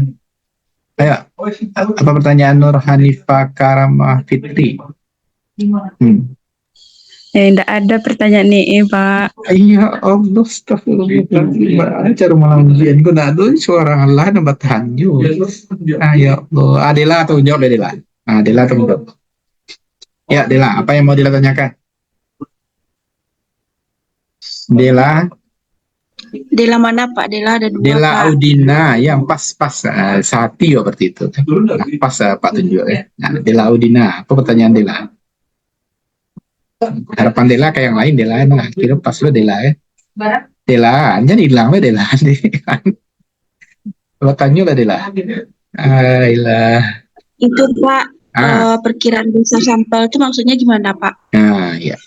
Perkiraan besar sampel itu tergantung dari populasi yang kita temukan di lapangan. Ya. Jadi perkiraan besar sampel itu kita bisa menggunakan dua metode. Yang pertama kita menggunakan metode pengambilan sampel. Biasanya kita menggunakan perumusan sampel. Ya. Perumusan sampel ini banyak ya, tapi di kebidanan banyak yang menggunakan Slovin ya. Dan satu lagi bisa juga kita menggunakan persentase ya. Persentase itu mulai dari 10% sampai dengan 35%. Nah, itu bisa kita gunakan. Itu yang dinamakan dengan perkiraan besar sampel. Perkiraan besar sampel ini nanti ya itu akan disesuaikan dengan derajat kepercayaan yang kita lakukan di dalam penelitian. Jadi derajat kepercayaan kita di kebidanan itu adalah 95% ya. Kalau orang sains nanti dia derajat kepercayaannya itu 99%. Kalau orang sosial dia menggunakan 90%. Jadi ini ada ketentuan ya. Jadi perkiraan besar sampel itu nanti akan mengikuti interval kepercayaan atau derajat kepercayaan yang digunakan di dalam pengolahan hasil penelitian. Oke ya. Pandai lo adalah bertanya yang ditanya yang kapan tarangan. Tapi Pak menghargai semua pertanyaan, ya. Nah, makanya Pak jawab, ya. Nah, itu yang dinamakan dengan perkiraan besar sampel. Nanti perkiraan besar sampel itu tergantung nanti populasi yang ada ketika kita melakukan penelitian. Saya contohkan, saudara melakukan penelitian di BPM, kunjungan kunjungan ibu hamil ke sana misalnya 150 orang, itu dinamakan dengan populasi, ya. Maka kita bisa menentukan besar sampel menggunakan rumus Slovin misalnya. Rumus Slovin itu N kecil sama dengan N besar per 1 tambah alfa dikuadratkan dikali dengan N. Alfanya ini kita gunakan interval kepercayaan 95%.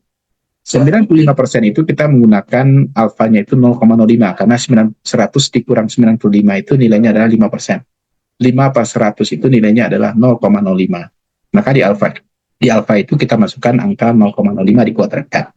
Nah, itulah kenapa di sini dikatakan dia mengikuti derajat kepercayaan yang kita gunakan, ya. Jadi rumus Slovin pun kita menggunakan alfanya adalah 5% karena 100 dikurang 95 itu adalah 5%. 5% itu adalah 0,05. Bisa dipahami? Paham? Paham. Lagi bercatat. Nah, itu ada di slide yang Pak sampai yang pertanyaan Dela tadi itu dong, ya. Dicatat bagusnya, ya.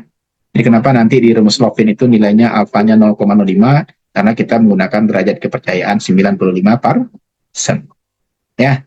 Kalau orang sosial dia menggunakan 10%, 0,1, ya. Kalau orang sains dia menggunakan 0,01, kita menggunakan 0,05. Paham? Paham, Nur? Paham, Nur? Lain Nur catat, Nur.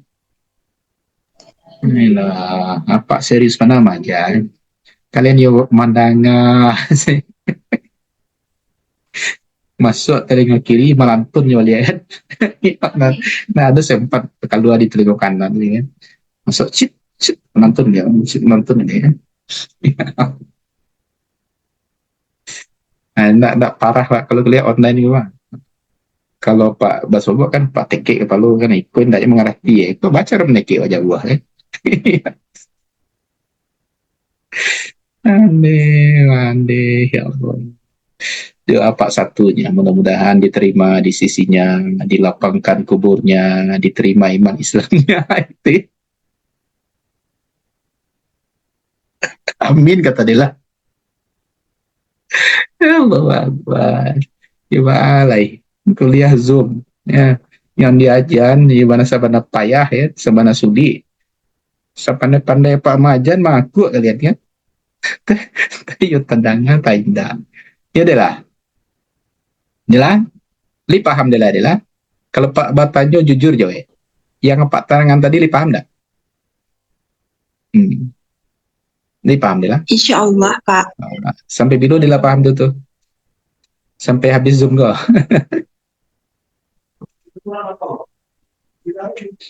Allahu Akbar, itulah ya. Ini fenomena pembelajaran masa kini ini ya. Canggihan teknologi itu tidak mengubah sebenarnya.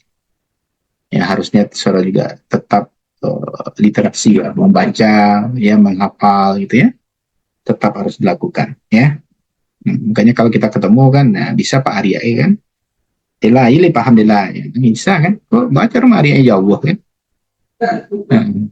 Ini pakai headset kan di tanggaan saya headset lah, hendak terang aja lah, ya lah aman dunia lah, ya lah.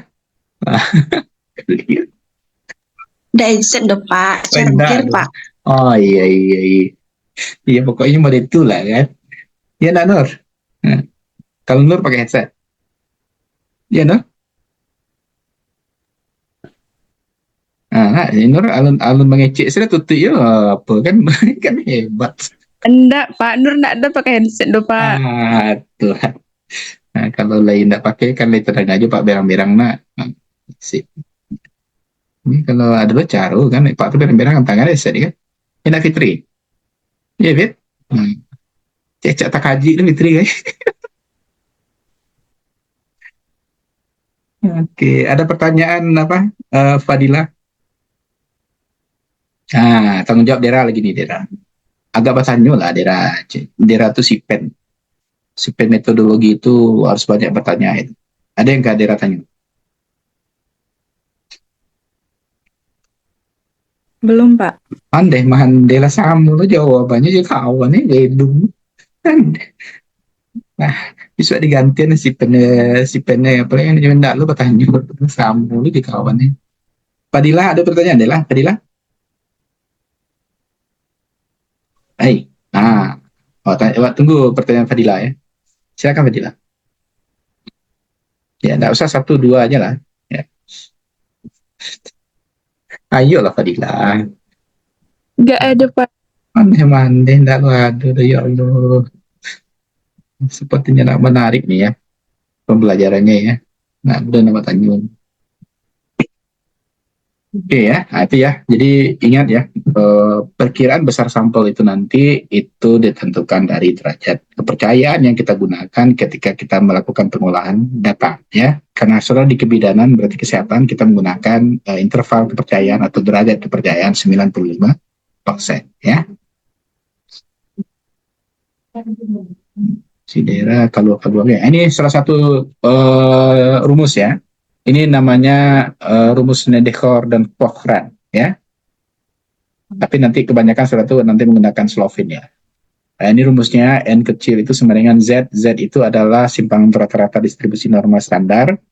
Kita menggunakan Z alfanya itu biasanya adalah karena kita 0,05 ya, itu adalah 1,96 ya. Jadi nanti angka Z ini diganti dengan 1,96 ya. Kemudian N-nya itu adalah besar sampel, ya. P-nya adalah proporsi variabel yang dikehendaki, ya. P itu 0,5 biasanya. Kemudian Q-nya adalah 1 dikurang 0,5, berarti 0,5 juga. Dibagi dengan D. D itu adalah kesalahan sampling yang dapat dianggap.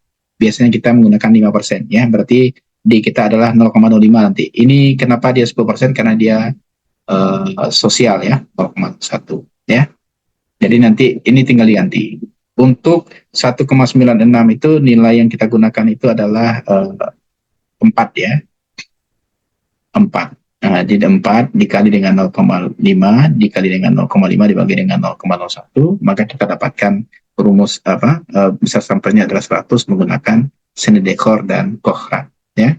Kemudian ada lagi, kalau untuk populasi terbatas kita menggunakan, kalau populasinya kurang dari 10.000, kita menggunakan NK-nya itu sama dengan N dibagi dengan 1 tambah N kecil dibagi dengan N besar. NK itu adalah besar sampel setelah dikoreksi, N kecilnya adalah besar sampel sebelum dikoreksi, N besarnya itu adalah besar populasi. Ya, bila proporsi sampel tidak diketahui, maka diambil proporsi P-nya 0,5, Q-nya 0,5, derajat kepercayaannya 95%, maka dapatnya adalah 286. Ya, tinggal memasukkan angka-angka ke dalam soal yang ada di sini. Ya, maka kita dapatkan nilainya adalah 286.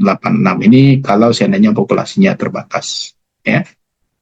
Kemudian ingat ya, nanti salah satu analisis yang sudah lakukan itu di dalam penelitian menggunakan chi-square namanya. Chi-square itu nanti akan menghasilkan yang dinamakan dengan tabel silang. Ada belajar kemarin yang chi-square, tabel silang? Nur? SPSS-nya? Ada nggak? Nur kok ditanya ngirinya ya? Ado sih. Oh, enggak, Pak. Ini selesai itu, Pak. Kok bantu berpikir lu nggak iya. Ada di situ, ada belajar kemarin. Gue jadi curiga Pak, li belajar statistik Pak Tamu. Kok nggak ada jalan masuk ke Palur? Tes tuh ada belajar statistik. Coba jawabnya jujur. Ada nggak? Ini bahaya nih. Ada, Pak. Ada nggak belajar tabel silang kemarin? Cross tab. Belum ada, Pak. Sampai di mana baru belajarnya? Sampai memasukkan angkanya tuh, Pak. Itu baru. Onde labil UTS masuk angka aja baru. Tanya nak keperawatan tuh sampai ke tabel silang, chi-square. Belum ada belajar lagi. Allah. Ini Fadila di apa sekarang nih? Di lab ya? Ya. Coba lah buka yang belajar betul. Lain di lab. Tidak kemari. Nanti mana? Gaya saya supaya ikut foto di lab atau emang di lab Fadila? Foto di lab. Allah Akbar. Nah tadi coba Pak kan siapa kayak di lab. Ya kan banyak lagi kalau di zoom ya. Oke ya. Nah ini ya. Jadi lihat perhatikan ini ya. Besar sampel untuk tabel silang. Ya, jadi kalau saudara nanti membahasnya, tolong diingat ini. Yang pertama, untuk perhitungan persentase, ya, besar sampel, itu minimal dibutuhkan dapat dihitung dengan membagi 50 dengan proporsi terkecil dalam kategori variabel independen. Ya, variabel itu kan ada 2 ya, ada dependen, ada independen. Kemudian jumlah kasus ya kurang dari 50, ya, maka dia menghasilkan derajat kebebasan reliable dan kesimpulannya yang akan ditarik nanti akan terjadi bias. Jadi kalau jumlah kasusnya itu kurang dari 50, kalau kita menggunakan cross-tab itu nanti akan menghasilkan bias ya. Bias itu apa? Akan kita temukan nanti nilai expected count-nya itu kurang sama dengan 5 ya. Nah, itu nggak boleh sebenarnya. Oke ya, itu. Jadi rumusnya itu adalah N sama dengan 50 per P. Kalau seandainya P-nya adalah 0,5, berarti N-nya adalah, coba 50 dibagi 0,5 berapa restu? 50 bagi 0,5. Pencet kalkulatornya. 100, Pak. Jadi sampel itu minimal 100 ya. Kalau seandainya saudara mau menggunakan pengambilan sampel menggunakan cross-tab. Ya, sampel itu sebaiknya adalah 100. Paham? Kemudian yang kedua, jumlah kasus dalam satu sel ya pada tabel silang itu diharapkan tidak lebih dari 5 ya. Tidak lebih kecil dari 5. Jadi paling kecil itu ya jangan 5, di atas 5, 6 misalnya ya. Kalau seandainya kecil dari 5, maka besar sampai dihitung dengan membagi 5 dengan perkalian antara proporsi terkecil variabel independen dengan variabel dependen akan menghasilkan sampel itu ya, kalau kita menggunakan cross-tab itu harus besar sebenarnya. Tapi kenyataannya ya saudara kan tidak besar ya, tidak besar. maka kita akan ada biasnya nanti. Ya, jadi minimal sampel itu saudara harus dapatkan sebanyak 833 orang responden. Ya, tapi kan sulit mendapatkan sampel sebesar ini. Ya, makanya nanti jangan pula saudara, yang saya hasilkan ini adalah hasil yang paling sempurna. Tidak ya, karena saudara menghasilkan bias di dalam pengumpulan data. Ya, di dalam pengumpulan. Oke ya. Oke ya, Pak. Selanjutnya ya, bagaimana cara kita menentukan variabel yang akan diteliti? Ya, variabel apa saja yang akan diteliti itu nanti harus kita definisikan secara operasional. Ingat ya, definisi dalam riset itu ada 2. Ya, yang pertama kita namakan dengan definisi teori. Definisi teori itu yang kita hasilkan atau kita dapatkan dari referensi-referensi. Jadi semua teori-teori yang berkaitan dengan penelitian kita itu kita ambil, ya, kita citasi namanya, ya. Semua yang kita citasi itu dijadikan sebagai definisi teori. Tetapi ada satu lagi yang dinamakan dengan definisi operasional. Definisi operasional ini adalah definisi kerja, ya. Misal, ya saya coba bandingkan. Kalau dia definisi teori, pengetahuan itu adalah segala sesuatu tentang yang diketahui seseorang dengan level-level pengetahuan tertentu, dimulai dari know, ya, comprehension, ya, memahami, ya, kemudian analitik, ya, dan seterusnya. Itu teori. Tetapi kalau pengetahuan secara definisi operasional atau definisi kerja, itu adalah pengetahuan yang diketahui responden tentang preeklamsi misalnya. Nah, itu sudah menjadi definisi kerja. Dia tidak definisi umum, tetapi sudah definisi spesifik. Kalau yang kita kaji adalah preeklamsi, maka pengetahuan yang kita ingin tahu dari responden adalah tentang preeklamsi tadi. Itu dinamakan dengan definisi operasional. Paham ya? Jadi tolong dibedakan nanti yang definisi teori dengan definisi operasional. Oke ya? Rifa? Paham Rifa? Rifa paham? Pak. Oke. Kemudian bagaimana cara pengumpulan datanya? Kalau seandainya kita sudah melakukan pengkajian dengan definisi operasional, pengumpulan data itu ada yang secara primer, ya, maka data yang kita hasilkan adalah data primer. Misalnya kita melakukan wawancara atau wawancara medis, ya. Kemudian nanti kalau seandainya kita mengumpulkan data primer itu, semua daftar pertanyaan nanti itu akan kita dapatkan langsung dari responden. Maka data tersebut dikenal dengan data primer. Kemudian yang kedua, ada data sekunder, ya. Data sekunder ini nanti kita dapatkan misalnya dari rekam medik wawancara misalnya, ya, yang sudah tersimpan dengan baik di rekam medis di rumah sakit. Nah, itu kita bisa ambil, kita jadikan sebagai data sekunder. Semuanya itu, baik itu medik wawancara sebagai data primer maupun rekam medik wawancara secara data sekunder, semuanya itu ada daftar-daftar pertanyaan. Ya. Daftar-daftar pertanyaan itu seharusnya memenuhi 6 kriteria pertanyaan yang baik itu. Yang pertama, pertanyaan itu harus singkat. Pertanyaan itu harus jelas. Dan pertanyaan itu harus sederhana. Jadi singkat, jelas, sederhana itu merupakan ketentuan untuk membuat suatu pertanyaan yang baik. Ya. Pertanyaan itu nggak boleh bertele-tele, yang bikin responden pusing. Apalagi saudara menggunakan bahasa-bahasa medis yang tidak diketahui oleh responden. Ya, sudah jelas ya respondennya orang umum, tidak orang kesehatan. Ditanyakan pula apakah ibu mengetahui tentang hiperemesis gravidarum? Malu tahunya, ya. Ganti kata-kata hiperemesis gravidarum itu dengan bahasa sehari-hari. Apa itu hiperemesis gravidarum? Mual muntah yang tidak tertahankan ketika terjadi hamil, ya, pada ibu hamil. Ganti dengan bahasa itu. Apakah ibu merasakan mual muntah yang tidak bisa ibu tahankan? Itu kata ganti dari hiperemesis gravidarum.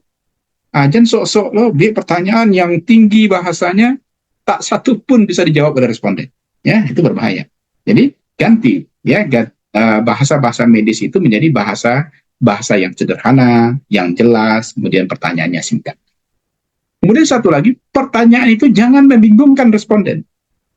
ikut bertanya sepanjang tali bahu, nak ngerti responden pertanyaannya itu ya. Jangankan responden, kita yang baca juga bingung ya. Itu jangan bikin pertanyaan itu yang membingungkan. Jadi jelas subjek, predikat, objek, keterangan ya. Jadi kalau interrogatif ya, pertanyaannya adalah pertanyaan, tentu kita sudah mulai dulu apakah, siapakah, seterusnya ya, jangan membingungkan. Kemudian jangan menyinggung perasaan responden. Ini saudara mau meneliti tentang HIV AIDS ya, bikin pula pertanyaan yang menyinggung responden ya. Misal saudara bertanya, dari mana mendapatkan HIV AIDS, apakah pergaulan bebas, seperti itu. Jadi jangan bikin pertanyaan-pertanyaan yang menyinggung. Apalagi misalnya saudara bertanya tentang anak ya, bikin di angketnya bagaimana status anak kandung, anak angkat, anak haram di bawahnya. Itu kan langsung disobek sama responden nanti itu ya, pertanyaan penelitian saudara itu. Nggak jadi saudara meneliti. Nah, jadi jangan menyinggung perasaan responden. Kemudian jangan menjurus sehingga jawaban itu mudah ditebak. Ini wawancara ini. Pertanyaan ibu sudah makan pagi kan? Jam berapa ibu makan tadi? Tadi enggak makan ibu tadi. Lain lah. Itu. Kalau seandainya saudara ingin ibu menjawab sudah, nggak boleh diarahkan ibu itu menjawab pertanyaan sesuai dengan keinginan saudara. Jadi jangan menjurus hingga jawaban itu mudah ditebak. Kemudian usahakan minimal jawaban itu mengingat, ya. Tiba-tiba saudara bertanya, kakeknya tahun berapa lahir? Belajarnya udah tahu tahun kakeknya lahir. Saudara ingatkan dulu waktu Jepang masuk tuh 1942, ala lain ke ibu tuh. Itu artinya jawaban itu mengingat, ya. Tapi jangan arahkan, 1942 sudah ibu, jangan ya. Jadi biar jawaban itu tetap dijawab oleh responden. Kemudian usahakan jangan responden menghitung. Ini saya bertanya pula ya, log 50 berapa bu? Itu kan pan yang responden menjawab ya. Tak pakai kalkulator lo yang menekan log 50 itu jangan ya. Usahakan jangan responden menghitung. Nah, ini adalah ketentuan-ketentuan dari membuat pertanyaan yang baik itu. Ada 6 ketentuan untuk membuat pertanyaan yang baik. Bisa dipahami ya? Dera, kita sampai jam berapa, Dera? Sampai jam berapa nih, Dera? Kita 2 kali pertemuan aja lah ya, Dera, supaya yang pertemuan kemarin dengan hari ini selesai. Kalau 2 pertemuan sampai jam berapa, Dera?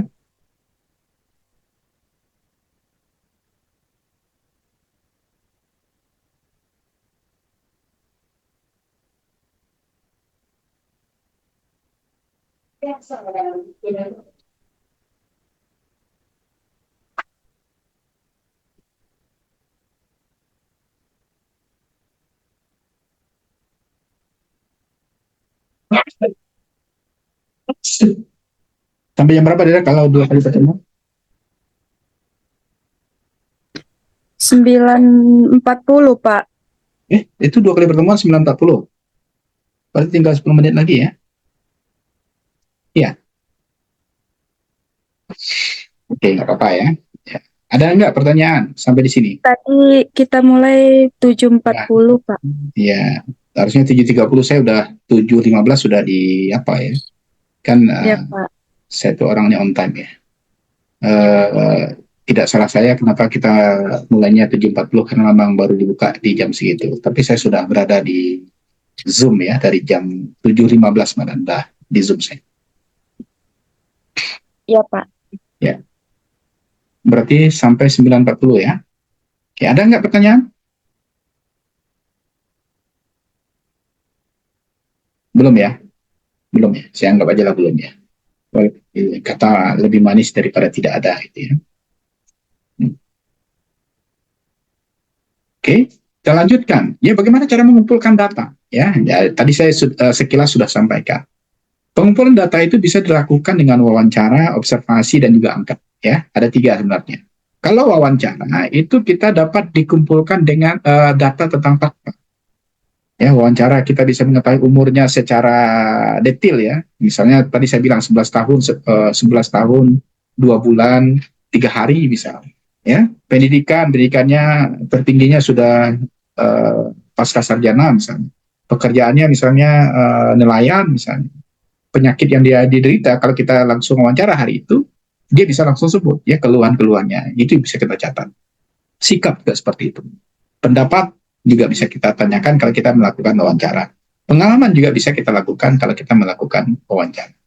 Jawaban itu diisi, ini kata pengulangannya itu oleh pewawancara. Jadi kita sebagai peneliti yang mengisi jawaban responden dari kita bertanya ke responden. Kalau seandainya angkat, ya, pertanyaan itu diajukan secara tertulis dan dijawab diisi oleh responden. Jadi yang mengisinya adalah responden.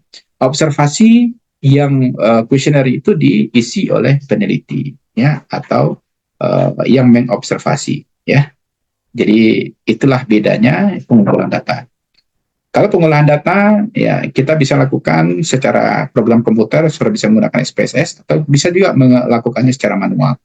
Ya, kalau ke perawat saya ajarkan bagaimana manualnya sehingga dia bisa mengkombinasikan hasil komputer itu nanti dengan manual, ya, sehingga dia paham ya hasil yang keluar di SPSS itu. Mudah-mudahan saudara juga seperti itu, ya. Kemudian di penyajian data itu disajikan dalam bentuk tabel distribusi frekuensi, tabel silang, atau berbagai grafik, ya. Jadi ini bisa dilakukan untuk melakukan penyajian data.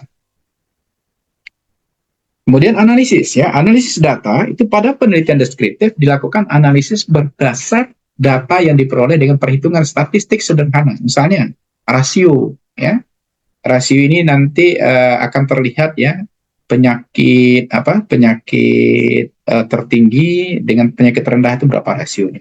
Persentase kita bisa menghitung berapa frekuensi relatifnya. Proporsi berapa jumlahnya, rata-rata berapa nilai mean-nya, simpangan baku berapa standar deviasinya. Ya, koefisien korelasi kita bisa mengetahui nilai chi-square-nya. Atau kita juga bisa mengetahui pengukuran risiko relatif sesuai dengan skala ukuran data. Nah, ini artinya kita sudah melakukan pengolahan data secara deskriptif dan analitik, ya. Karena sudah ada di sini koefisien korelasi dan juga pengukuran risiko relatif sesuai dengan skala ukuran data. Ingat ya, skala ukuran data ini ada data nominal. Data nominal itu adalah frekuensi, proporsi, persentase, dan rata-rata untuk statistik dengan chi-square atau Fisher probability exact test. Ini nanti ada di SPSS, ya. Jadi data nominal itu adalah data yang terdiri atas beberapa kategori. Ini tidak apa-apa soal kata ini. Di antara kategori itu, ya, data nominal itu ciri-cirinya adalah data itu terdiri atas beberapa kategori. Yang kedua, di antara kategori itu tidak dapat diketahui tingkat perbedaannya. Contohnya jenis kelamin. Jenis kelamin laki-laki dan perempuan itu tidak bisa diketahui tingkat perbedaannya. Artinya laki-laki tidak lebih baik dari perempuan dan juga sebaliknya. Ya, itu dinamakan dengan data nominal. Yang kedua, itu adalah data ordinal, ya. Skalanya kita kenal dengan skala ordinal, ya. Skala ordinal itu ciri-cirinya terdiri atas beberapa kategori. Kemudian yang kedua, di antara kategori itu dapat diketahui tingkat perbedaannya. Contohnya pendidikan. Pendidikan itu ada SD, SMP, SMA, perguruan tinggi. Perguruan tinggi itu lebih tinggi daripada SMA, SMA itu lebih tinggi daripada SMP, dan SMP itu lebih tinggi daripada SD. Jadi di antara kategori itu dapat diketahui tingkat perbedaannya, ya. Itu di skala ordinal. Kemudian selanjutnya ada skala interval, ya. Skala interval itu dia terdiri atas beberapa kategori. Yang kedua, di antara kategori itu dapat diketahui tingkat perbedaannya. Kemudian yang ketiga, di antara kategori itu dapat diketahui besar kelipatannya, ya. Ya, itu skala interval. Contohnya suhu itu. Suhu itu ada 5 derajat, 10 derajat, kemudian 15 derajat. 5, 10, 15 itu mempunyai kelipatan 5. 15 lebih tinggi daripada 10 dan 10 lebih tinggi daripada 5. Jadi dia terdiri atas beberapa kategori, kemudian di antara kategori dapat diketahui tingkat perbedaannya, kemudian di antara kategori dapat diketahui besar kelipatannya. Ya, yang terakhir itu adalah skala rasio, ya. Skala rasio itu adalah skala paling tinggi. Jadi ciri-cirinya dia terdiri atas beberapa kategori, kemudian di antara kategori dapat diketahui tingkat perbedaannya, kemudian yang ketiga di antara kategori dapat diketahui besar kelipatannya, dan yang terakhir yang keempat dia memiliki 0 absolut. Contohnya umur itu dimulai dari 0 tahun, 5 tahun, 15 tahun, 20 tahun, dan seterusnya. 20 lebih besar daripada 15, 15 lebih besar daripada 10, 10 lebih besar daripada 5, 5 lebih besar daripada 0. Dia memiliki kelipatan 5, dan yang paling tinggi nilainya adalah dia memiliki 0 absolut. Ada 0 tahun. Jadi mula kehidupan ada. Nah, ini mungkin barangkali 2 pertemuan kita pada hari ini. Kalau seandainya ada yang mau saudara tanyakan, saya silahkan. Waktu kita 9.38, ada 2 menit lagi untuk saudara bertanya. Silahkan. Ya. Restu? Ada Restu? Pak, Alun catat apa yang Pak sampaikan tadi. Nah, ini ada rekamannya. Nanti simak kembali ya, kalau itu pertanyaannya. Ya. Fadila? Ada yang bertanyakan, Fadila? Dera? Ada yang bertanyakan, Dera? Enggak, Pak. Ya, Fadila tidak ada, Dera tidak ada ya. Kalau tidak, ya ini saudara sudah banyak yang off kamera ya. Hanya kita ada 3 ruangan. Nah, hanya ruang pertama aja yang full kamera ya. Di ruang 2 dan 3 sudah tidur ini ya. Hari ini Dera kita hadir sebanyak 56. Total kita berapa orang? 59, Pak. 59, berarti ada tidak hadir 3 orang. Tapi tadi ada yang keluar masuk ya, mungkin karena jaringan ya. Ada yang sakit juga, Pak. Ada yang sakit siapa? Yang sakit siapa? Salzabila Sofi, Pak. Dera itu bertugas memastikan absen itu terisi. Bagaimana caranya itu, Dera? Dera kan ada di Bukit Tinggi kan? Iya, Pak. Nanti dia ambil absennya, Pak. Ambil absen, kemudian 2 kali ya pertemuan kita hari ini. Kemudian Iya, Pak. Dera, saya sekarang ini di gedung B, tapi bisa saja nanti saya ke gedung A ya. Baik, Pak. Sampai saat ini, ini ada yang masuk nih di 50. Tunggu, kita cek dulu ya. 56 nih sekarang hadir ya. Kayaknya ada yang masuk 1. Bisa jadi ini. Waalaikumsalam. Bisa jadi ini nanti apa ya? 5, tapi masih 57. Siapa yang baru masuk terakhir tadi?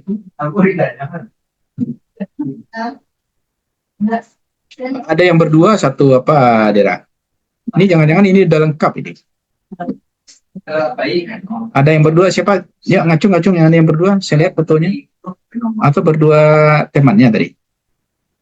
Ada yang berdua 1 Zoom, 1. Ada, Pak. Nah, itu ada. Berarti udah 5, 6, 5, 7 ini ya. 57 berarti. 57, Dera. Iya, Pak. 2 orang ya. Salsabila yang izin sama Dera tadi cuma 1, Pak. Salsabila Sofi, Pak. Siapa yang tidak hadir? Ayo, ngacung yang tidak hadir. Yang dia tidak hadir baru cakap ngacung. Oke, ya. Atau gini, coba udah jadi dibikin grupnya, Dera? Sudah, Pak. Sudah. Tinggal Tolong Bapak, isi kehadiran di sana. Bikin namanya nanti biar nanti kita tidak salah ngisi absen. Ya. Baik, Kalau Pak. salah ngisi absen berdosa pula itu. Iya, Pak. Oke, ya. Coba ada yang mau bertanya enggak? Ini di akhir-akhir pertemuan kita. Ada yang terasa gitu? Ada enggak? Kalau enggak terasa apa-apa itu sulit. Luciana Siregar, inilah. Ayo bertanya Luciana Siregar. Ayo. Terakhir ini. Pertanyaan terakhir dari Luciana Siregar. Silakan Lucy. Saya tidak ada pertanyaan. Ya Allah, pertanyaan terbaik itu adalah tidak ada pertanyaan ya. Oke lah ya, sampai di sini mungkin barangkali pertemuan kita. Mudah-mudahan saudara paham dengan apa yang saya sampaikan ya. Saya sengaja ya selalu berusaha agar apa yang saya sampaikan itu jelas ya dan mudah saudara paham. Mudah-mudahan apa yang saya lakukan ini bisa saudara sampai ya ke pemikiran saudara sehingga bisa saudara lakukan nanti ketika melakukan penelitian. Ini saja mungkin barangkali untuk pertemuan 1 dan 2 kita pagi menjelang siang ini. Saya akhiri. Assalamualaikum warahmatullahi wabarakatuh. Waalaikumsalam warahmatullahi wabarakatuh, Pak. Terima kasih, Pak.